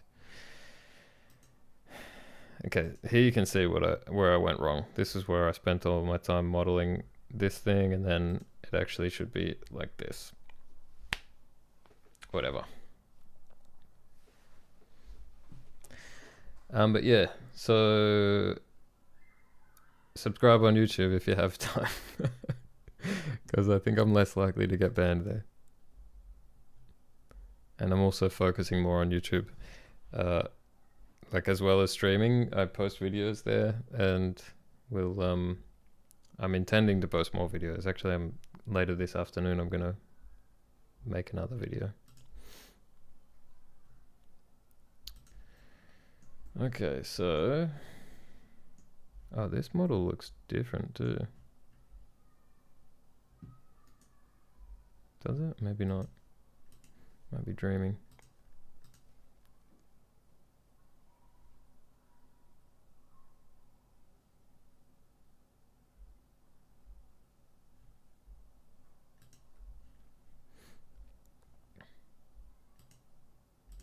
Subbed. Thank you so much.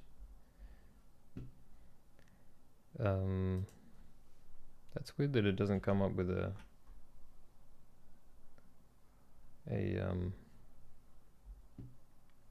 what do you call it? An alert. Maybe I broke it. But thank you, appreciate it. Hopefully there's more cool stuff coming there soon.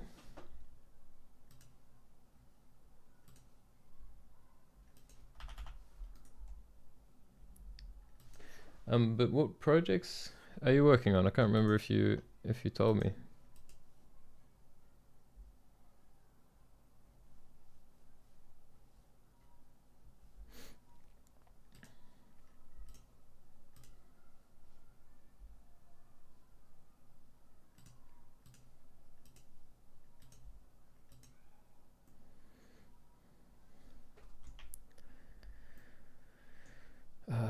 Okay, need to move this.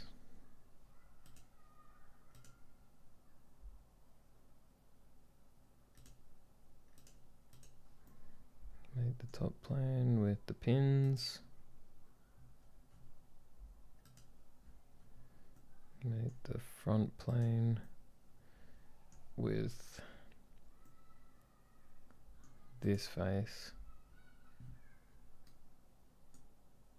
in the opposite direction. I might stream there now. On YouTube, you mean? Oh, cool. You do stream as well. That's cool. Then I'll have to return the sub. I build scaled model houses with the looks of the real one. Dude, that's cool. I've always been into that kind of stuff. Do you do it for a hobby or for work? Let me check it out. Hang on. Okay, right plane. Let me just finish this and I'll go and have a look.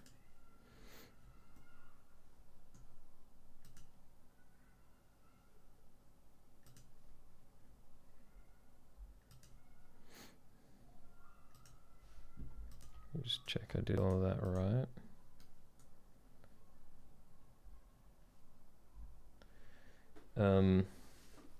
Usually if I say this I can confuse people a little, but it's basically the real structure of a house with all its features except plumbing. Yet. Okay. Right. So you're not just making like display models, you're making like tiny actual houses. That's cool. So like the doors open and close and stuff, or what are we talking?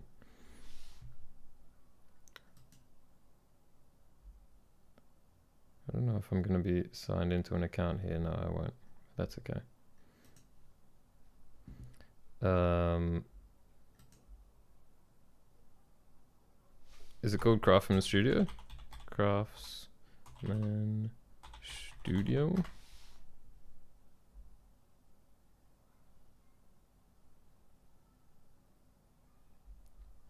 Craftsman Studio.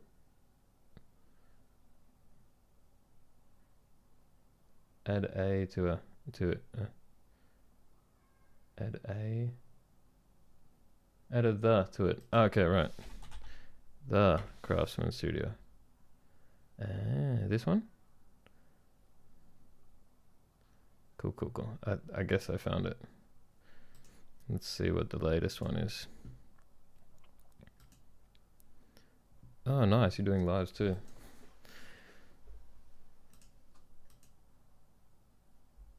Sorry, I will check this out properly later, but I'm just gonna have a quick skim through it now. Oh, that's cool.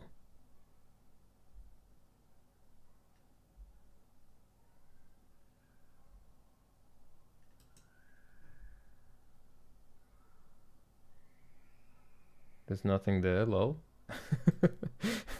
What am I watching?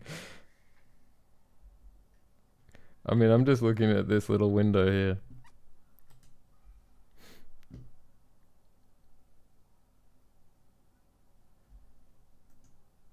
Oops.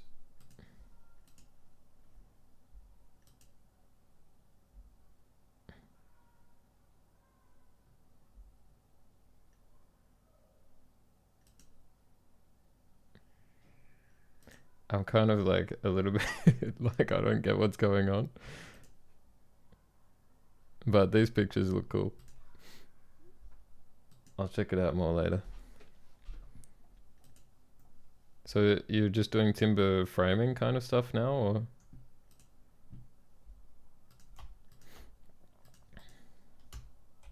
It's a really cool idea though. That's not what I want.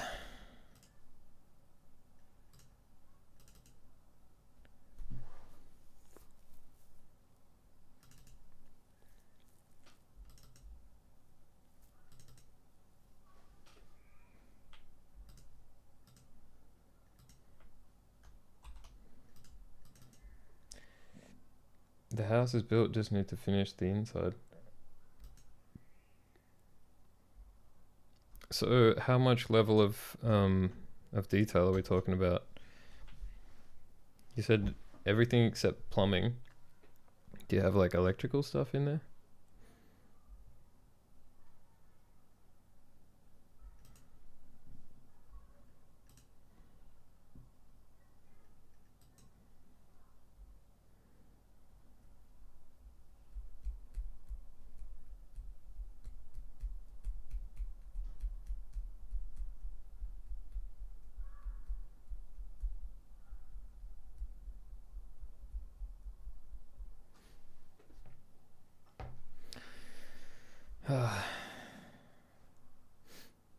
Furniture, wood floors, tile, cabinets, all that good stuff. That's crazy. Have you been recording all of it? Or, right, I was looking at your YouTube, so maybe there's more on Twitch, I guess.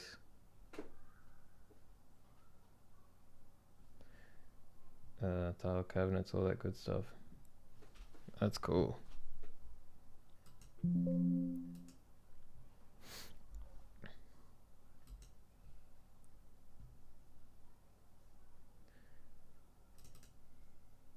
Damn, I'm starting to get hungry.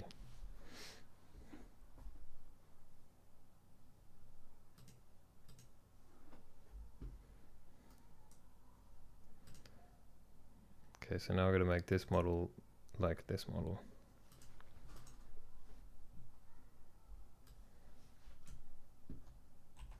At least I can copy it. I'm more on Twitch, but have VODs disabled. Okay.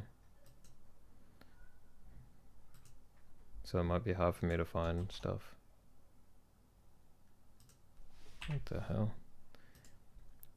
Do you record the footage?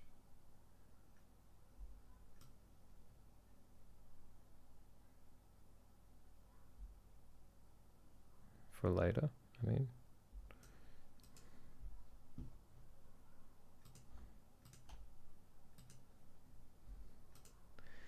I want to ask one thing. I need to buy a laptop for SolidWorks designing and answers. You guys have any recommendations? I mean, I see people asking this all the time in like the SolidWorks subreddit and stuff. It's hard to make a recommendation, I think. Well, for sure, get a Windows laptop, because SolidWorks doesn't work on Mac OS or Linux.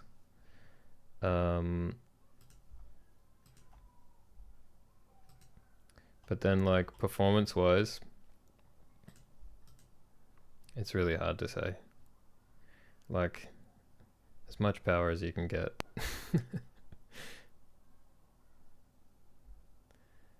Is it okay with i7 with RTX 4060 GPU? For SolidWorks, your GPU is not going to make any difference, really. Like,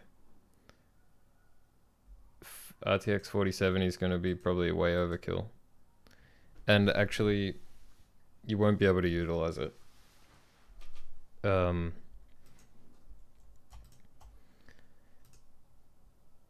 SolidWorks has like this real view mode, which is here, real view graphics. I can turn that on. I don't know if it actually worked.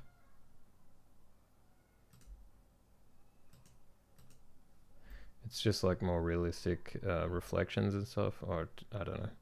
Maybe it's realistic. That'll use your graphics card, but yeah, it's not a very graphics intense program, I don't think. Like, I use it on a laptop at work sometimes that just has like Intel HD graphics. Doesn't really make much difference.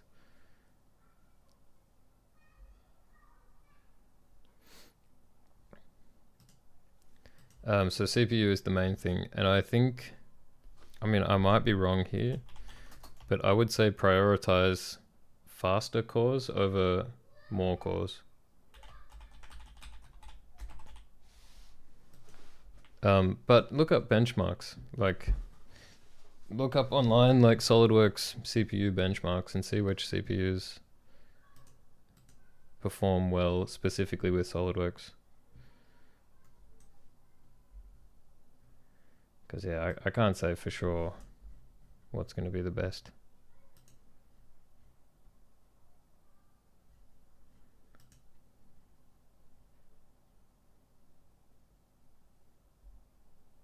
Why is that? What the hell?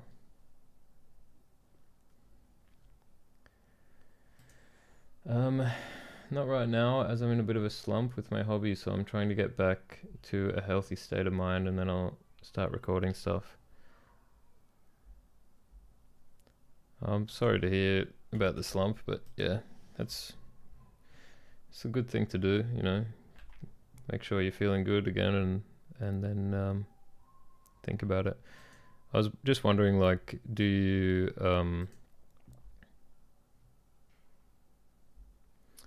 record the Twitch streams? Like when you stream on Twitch, are you also recording it on OBS or something? Or? Why is this crooked?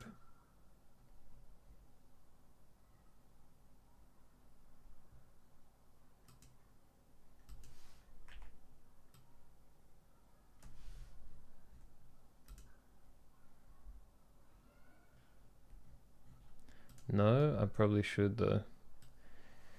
I mean, either that or like I don't record the streams. I just leave. I just put the VODs up or let the VODs stay up, and I even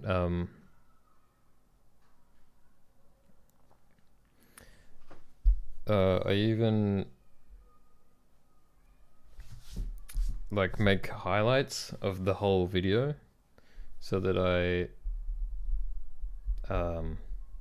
so that the VODs stay there forever, because otherwise I think they get deleted after 30 days or 60 days or something.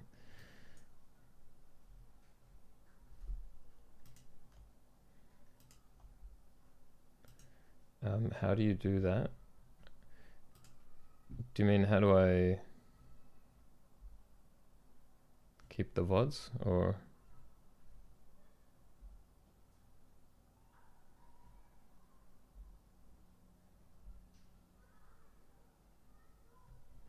What the hell, does this have the keys reversed?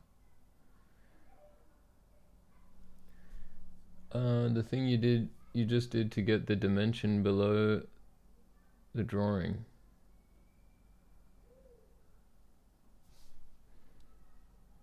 The thing I did to get the dimension below, like this. Get the dimension below the drawing.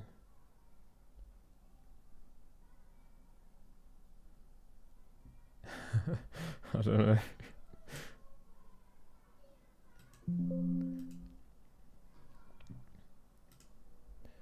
I'm really confused by what's happening here though. So this has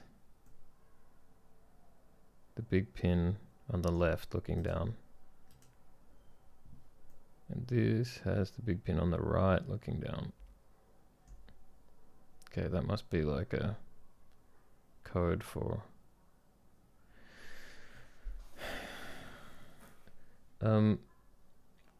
entire dimension to below in blue color. I don't know, I'm not sure what you mean by below, but it's blue because it's not fully defined.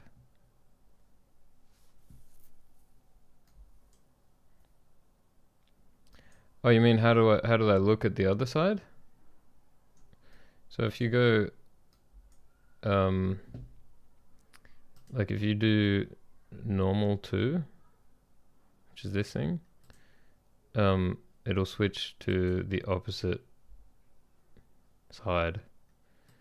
So I have normal 2 on these like quick mouse shortcuts. It's this one. So if I hit that, it goes to the other side. If I hit it again, it just swaps between front and back.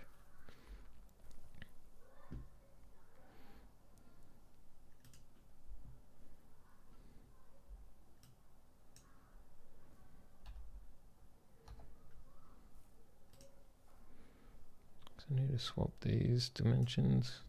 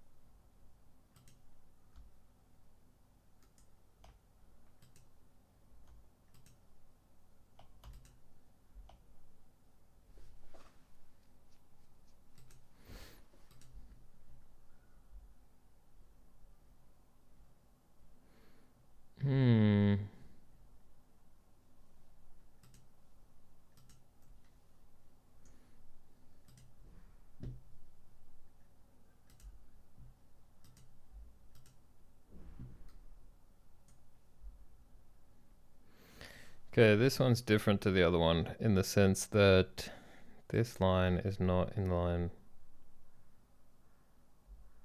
with the middle of these pins like the other one was.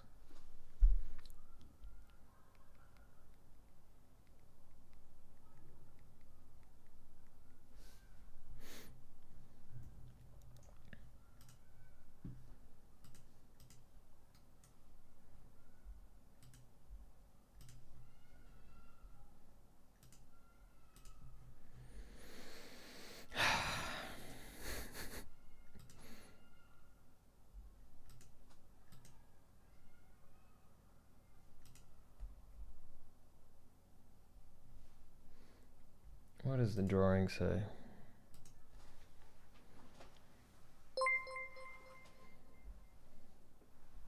Hey, thanks for the like. Trace, it's been ages. I have to call sometime.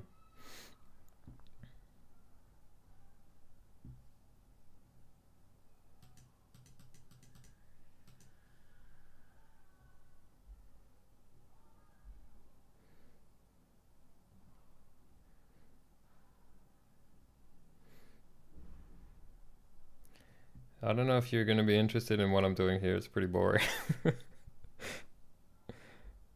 If you're not into SolidWorks. You're on Facebook too? Yeah, so right now I'm streaming on Facebook, Twitch, YouTube, and Kick. Don't judge me. Yeah, so far Kick has been pretty bad. Like, and I also don't agree with most of everything about that company, but I just thought I would try it out. But yeah, the platform's pretty bad. Like, you can't add tags to the stream. Every time you open up the stream manager page, it's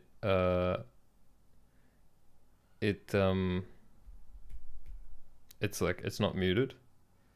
So if I like go to check on the stream midstream, it'll like be double audio and stuff. Well, they are months old. Yeah, that's true. Yeah, but I mean, there's very simple problems with it that they haven't fixed. I don't know. I think it was like I think they overhyped it, and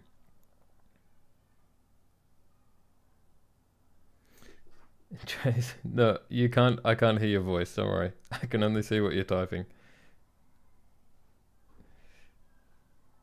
But Kick has a very weird feel to it. Yeah, I mean, I'm not into gambling. I don't like the whole gambling streaming thing. So yeah, I'm not really on board. I just thought I would try it out. Yeah. I'm pretty against gambling, to be honest. For anyone. Okay, so I'm looking for the distance, the mating distance of the thing. Yeah, so their model might be wrong, because this is saying that like this is saying that like it looks like that surface at the back of the connector is aligned with that pin, but that's not what it looks like in the model.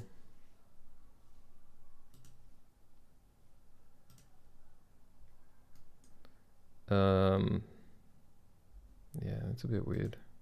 Maybe I can reverse it.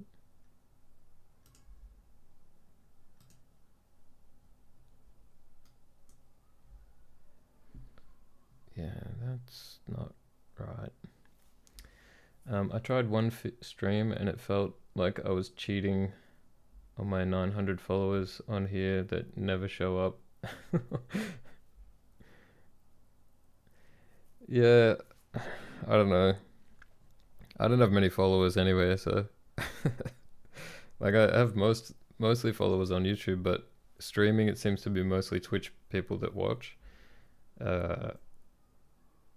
So yeah.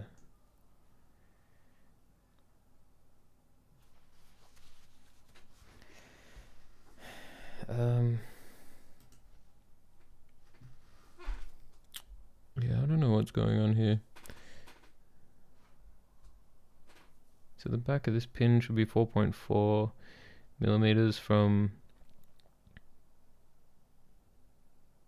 the mating surface. So let's check that.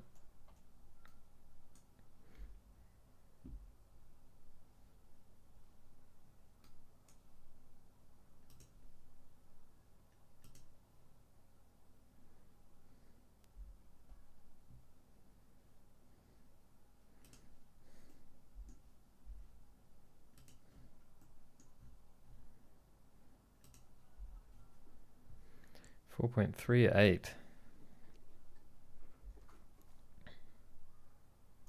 Is this model just totally off or what?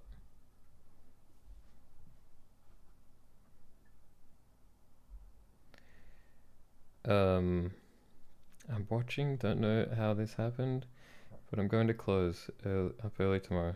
But message me, great news. Okay, thanks for joining in. Yeah. Yeah, I'll get in touch.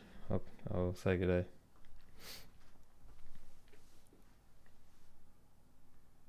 Don't know how this happened.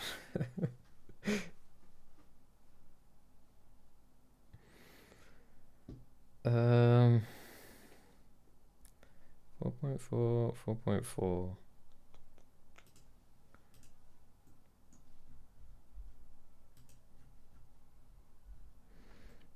Who knew this was going to be such a drama? 8.84.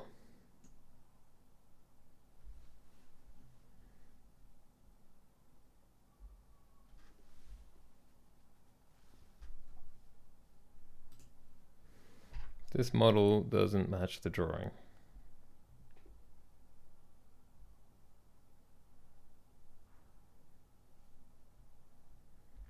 Okay, this is 1.85 to the front of there. Let's check if that's right.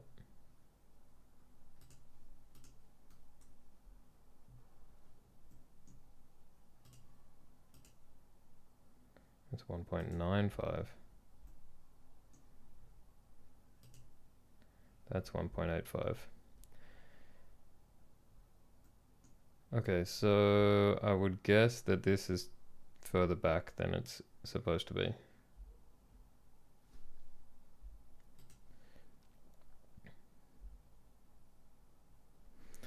So I think we assume that the mating distance is on the pins and not on that surface.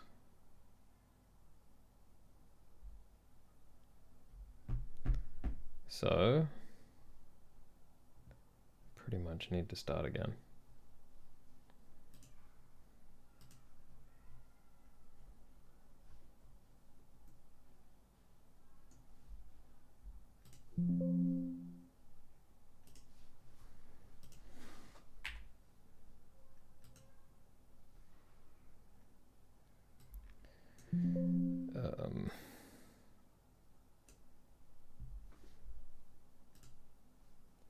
Let's open up this.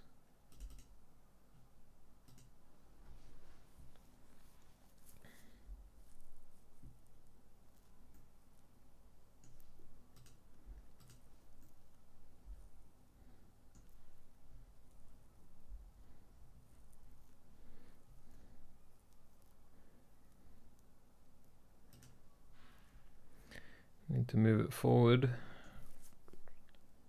So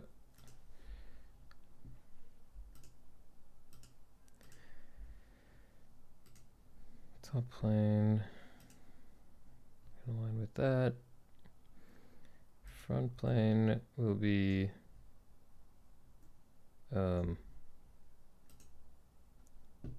parallel to that, but the actual front plane will make contact with this point. Okay, and then the right plane will be in contact with this point. Maybe I'll do the line. Okay.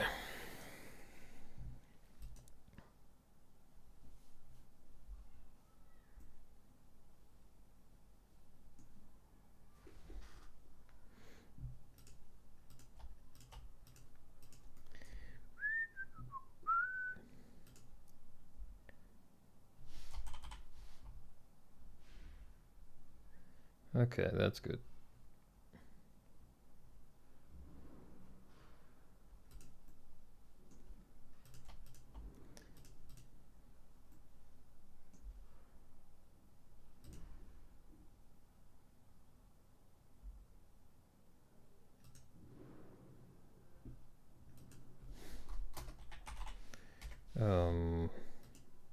This is a little bit of tricky file work here.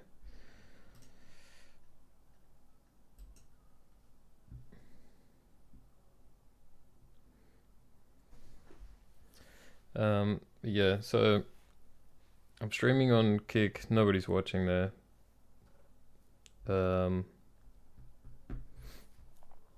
So I use Restream because it puts your stream out to multiple platforms, and I mostly like it. Like, I think it's good to get kind of an aggregate of some extra people, because I don't have so many viewers, so it's nice to kind of duplicate across multiple platforms. But yeah, I don't know where. Like, I tried streaming on Twitter for a while, but that was pretty bad, and I have like 0 followers there. I just don't know anyone who uses Twitter. I streamed for an hour last night and no one showed up till I hit stop. Yeah, it gets like that. I usually float between like 1 to 5 people. I'd stream to YouTube now. Yeah, I reckon YouTube's pretty good. It's hard to get discovered on YouTube, I think. Because they don't really have like a good landing page for streams. Like, you kind of have to go out of your way to search for them. Like, if you subscribe to somebody and they start streaming, it'll show up in your feed, but it's not easy to find new streamers, I guess. Yeah, it's not great.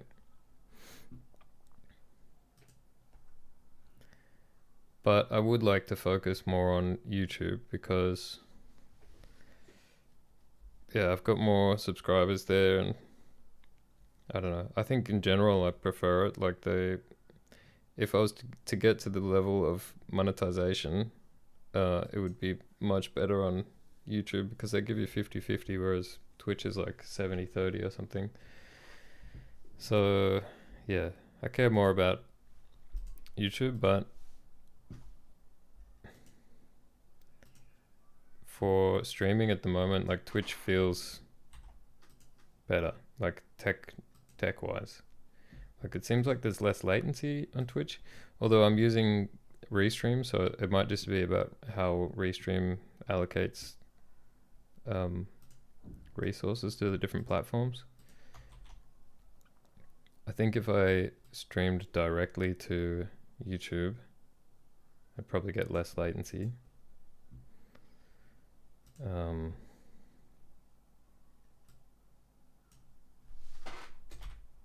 don't know. Like, the chat is a little bit delayed,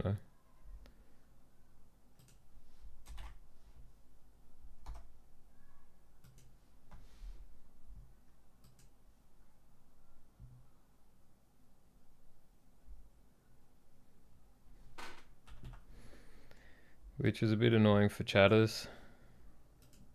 So I guess I would like to fix that at some point.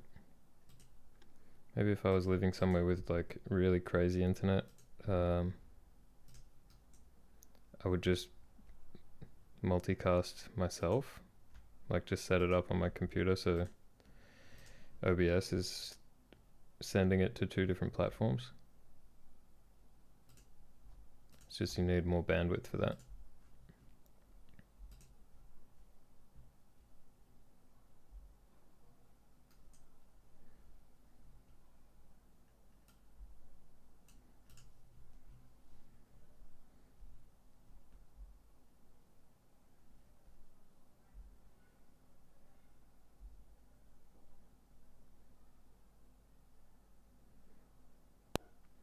I don't know if I would ever go exclusive though. Like, I think it's good to have at least Twitch and YouTube, because people always change their. Why can't I click that? Give me the point. Oh my god, let me select that point. Hello?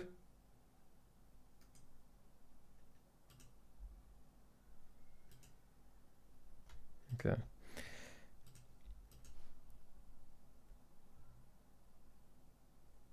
Well, you're helping me feel better because at least I know it's not just me facing these issues. Yeah, I mean, it's tough. Like it's tough starting out. I don't know. I just um, like I have a job, so I'm not worried about making a living out of it or anything. Um, and I just think to myself, like, I would be doing this design project regardless of whether I was streaming or not. Um, so it doesn't really matter if nobody's watching. Like, because if I wasn't streaming, no one would be watching. Because, you know, um, so it's just like, I think you just got to be okay with, like, who cares if no one's watching, you know? And just get used to talking to nobody. Which it's fine. Like once you get used to it, I think who cares? Like that's what I was doing at the beginning of this stream.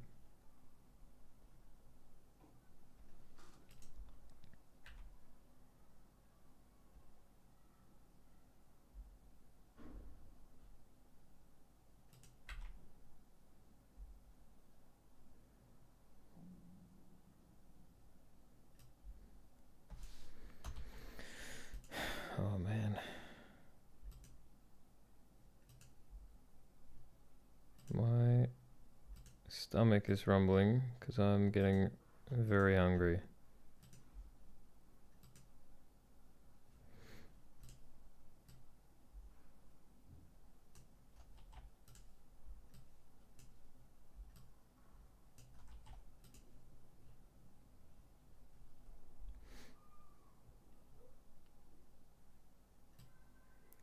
But yeah, the issue of like figuring out which platforms and stuff to use, it's like,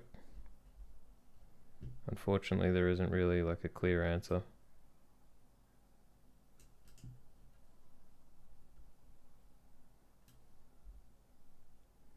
But I think you should enable VODs. If I could give you any advice, like, um,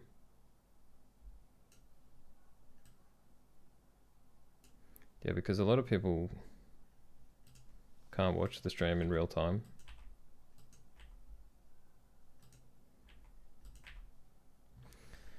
So yeah, like it's good to be able to, and at least then like they can see what kind of stuff you do.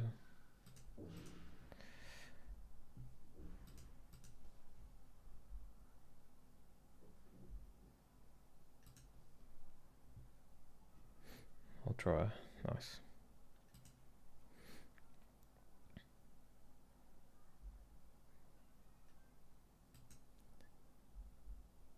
They just kept getting muted. Are you listening to music or something, or?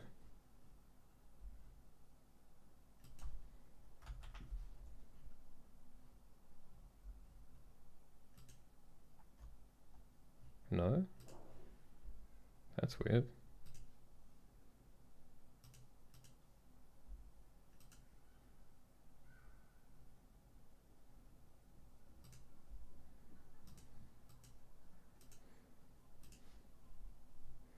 Because I thought they only muted it if it was like a um, copyright claim or something.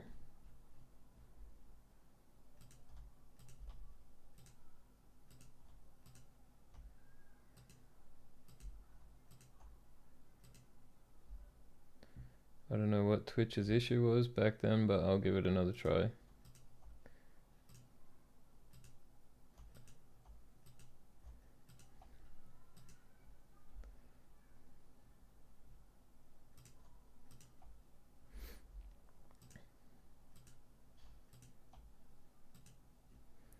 I can recommend Restream if you're going to try that. I think it's even free if you just do 2 platforms. Like if you just do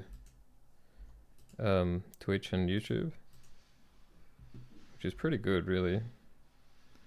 Um, but I'm using like 4 platforms, so I pay like $15 a month or something.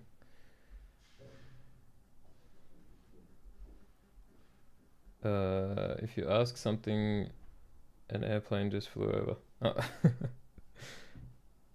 No, I didn't ask something. I was just rambling.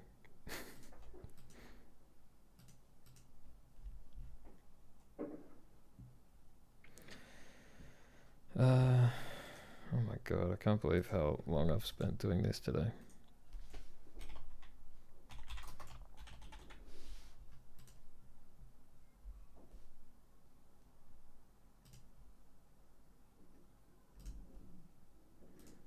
And I'm getting real hungry. I think I might have to wrap up the stream in a second.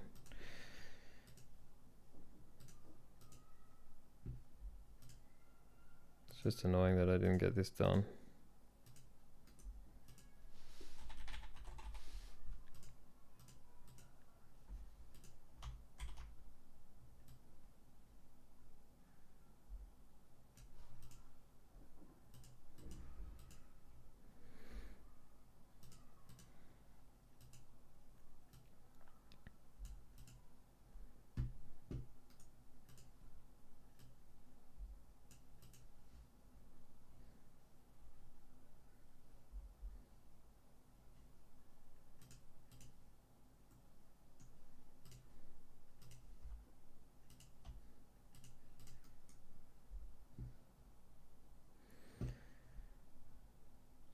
So, I can't remember if you told me, but the houses you're making, is it for work or you just do it just as a hobby?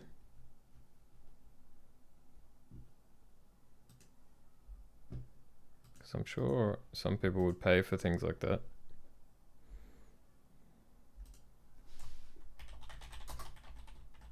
Just as a hobby. Oh, cool. Yeah, I mean, those kind of things you could have on an exhibition somewhere. Like, I don't know, you could rebuild like Anne Frank's house and put it in the Anne Frank Museum or something.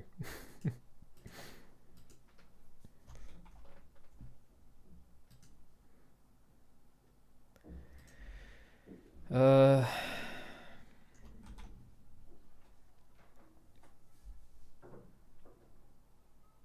still don't understand what you are doing to that PCB. I need to learn a lot more.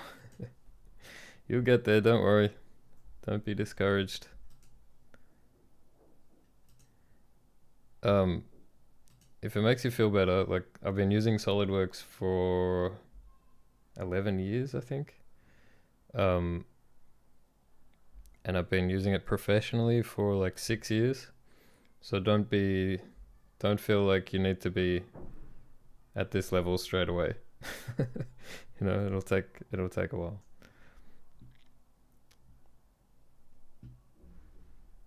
I'm not saying I'm like the best at SolidWorks. Sure, there's definitely people who have had the same amount of experience as me and are better, but just to let you know, like, don't give yourself a hard time.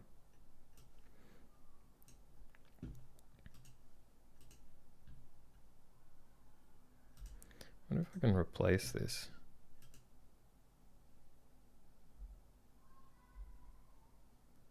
No.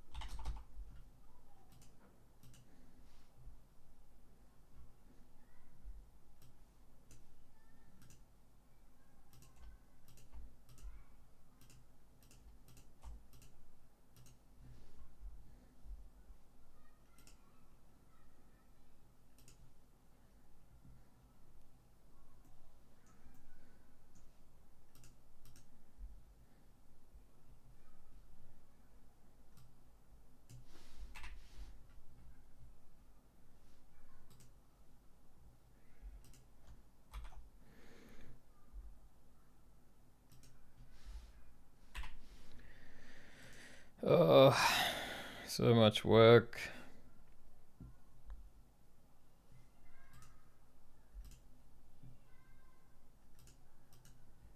All undone.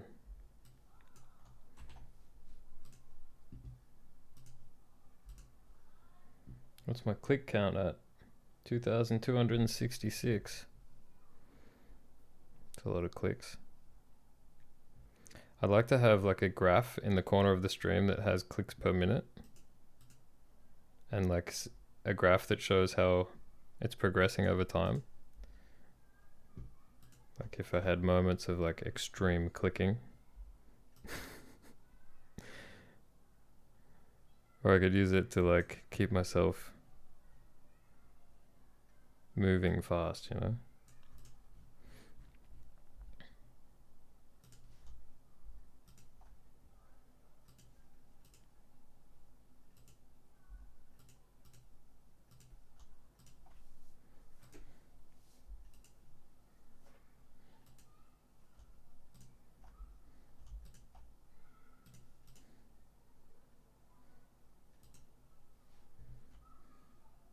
Yes, this layout I was talking about.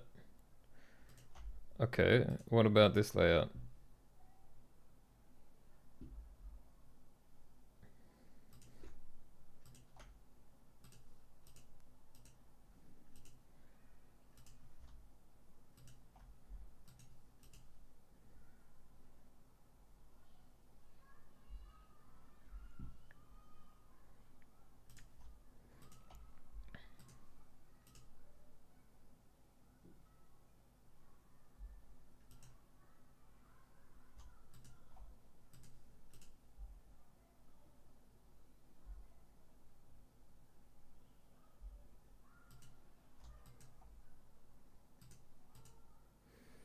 Blue layout below the sketch. Why are we doing that?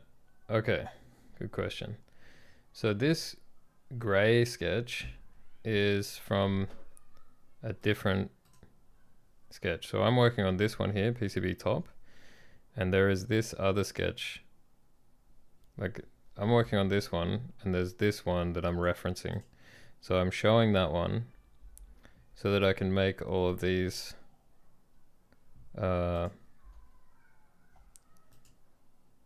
sections equal to that, because that means that in this sketch I don't have to have any dimensions, because if I have a lot of dimensions in this sketch, then it's gonna get really messy, and it's also gonna be really slow to load. Like it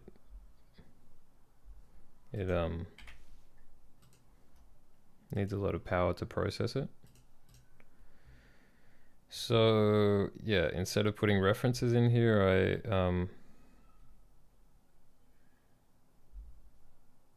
I reference another sketch.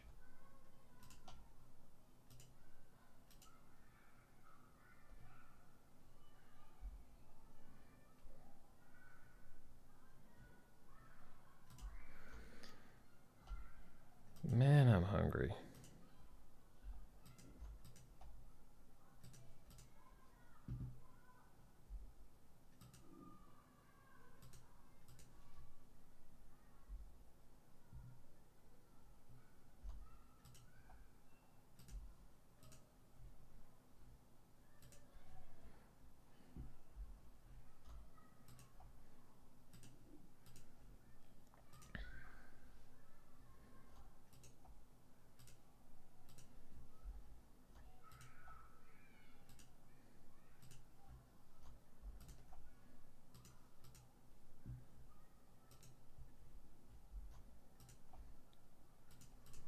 Yeah, so basically this is just another sketch located somewhere else. Like it's just on a different layer.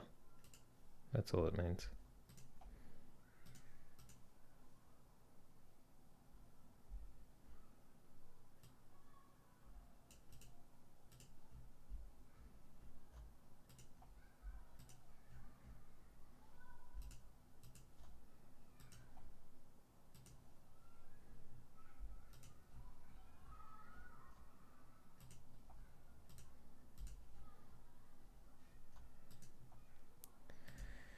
But probably you're not going to do anything like this for a while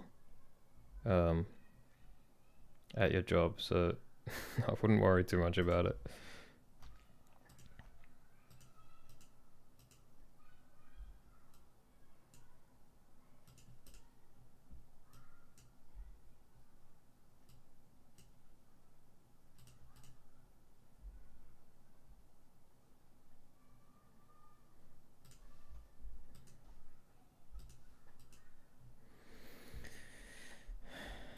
So if I delete this horizontal,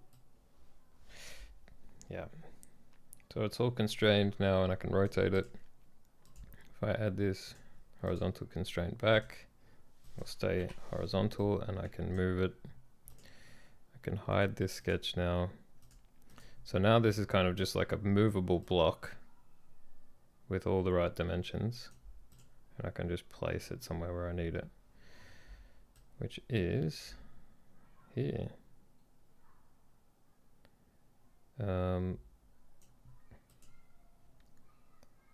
This should be in line with the bottom of the card, and should align to this key.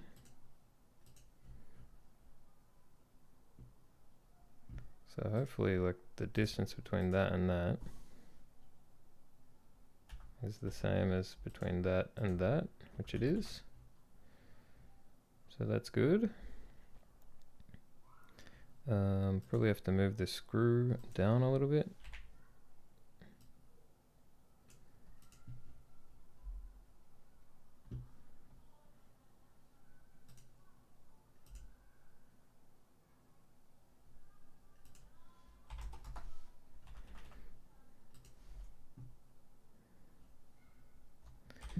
Okay. So now I should be able to actually put the socket into the model. This is going to update a bunch of things. So here you'll see like I linked everything about this hole position to the skeleton. And because I just moved that hole, the cutout in the PCB should move, this standoff should move. Yeah, and it did. So that's the nice thing about doing it like this, is that everything is linked and everything updates together. So I'm going to bring in my socket. Going to add some mates to it. So I'll make the top plane parallel to the top plane, and the right plane parallel to the right plane.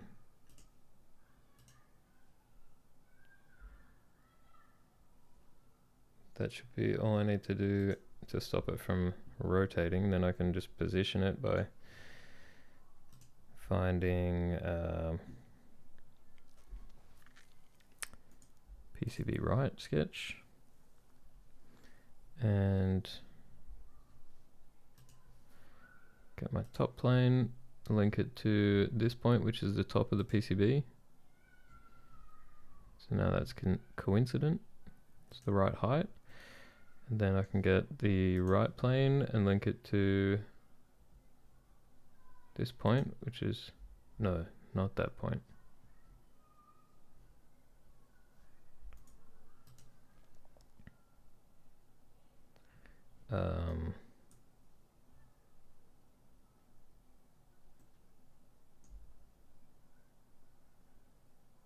This point.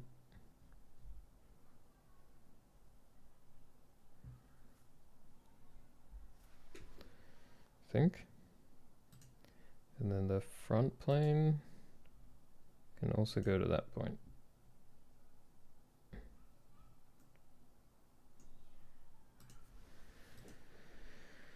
Then, yeah, if I look from the top, it should all align. Looks good. Looks good. So then I can hide my PCB sketches. Collapse all of this. How do I collapse all? Collapse items. can add this to the SOM folder.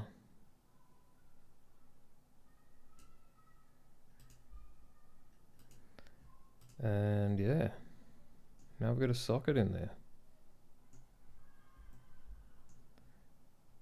And the socket is too high. Sorry, the processor is too high. So what do I need to do?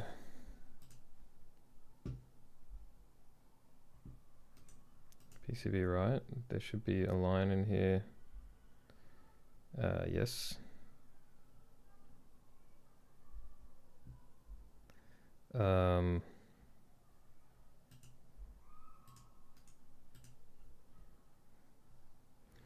Okay, so I'll make this driven.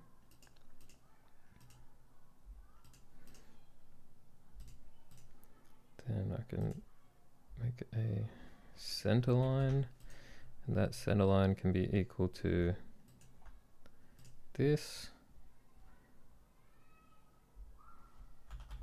which means that's 1.15, and this should be like 2.1, which is what's specified in this drawing. Center of card slot is 2.1. Cool. You can probably just delete these, they don't really need to be there. So then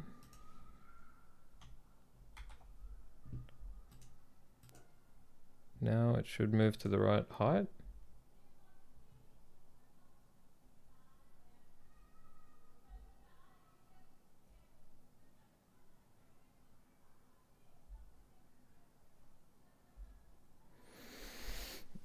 Getting there. Oh my god, I've almost gone for 3 hours. There we go. Let's just check a section.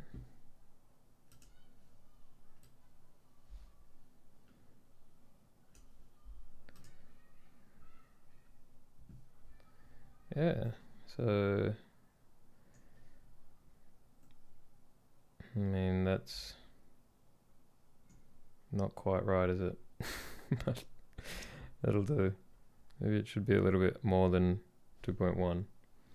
Like it says 2.1 plus a plus 0.25. So maybe it should be a bit higher, but it's good. That's how it's specified, so that's how it's going to be. There we go.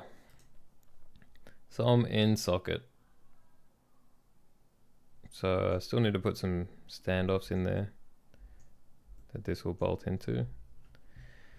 And yeah, lots more stuff to do. Got to put M.2 slots in for memory. All that good stuff. But for now, I need to go get some food. I'm starving.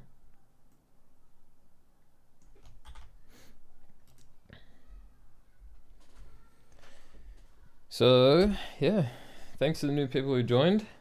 What did we get? We got 2,519 clicks. So I have to compare that next time, how many clicks I do. Before you leave, where did you learn these stuffs? I mean, I learned from university at first, and then I learned from working in the job. Like, yeah, I've had 3 industry jobs now, so you learn while you do it. And anything you are unsure of, you look it up on YouTube, and there'll be a tutorial of somebody who's done it before. So yeah, university, YouTube, and work. That's where I learned. Yeah, need to go. But Zad, thank you so much for joining the Craftsman Studio. Thank you as well. I'm also going to go and check out some of your videos too. Thanks for the stream. No problem. Thank you for watching. And yeah, I'll be here again soon. Not sure exactly when. As I said, I've got a lot of stuff going on behind the scenes at the moment. Got a lot of things to do, so I'm pretty busy, but I will try to keep these streams going whenever I have time. So yes, cool. Thank you very much, and enjoy the rest of your day. Learned these from you. We'll see you later again. See you later again. Cool. Thanks, guys. See you next time.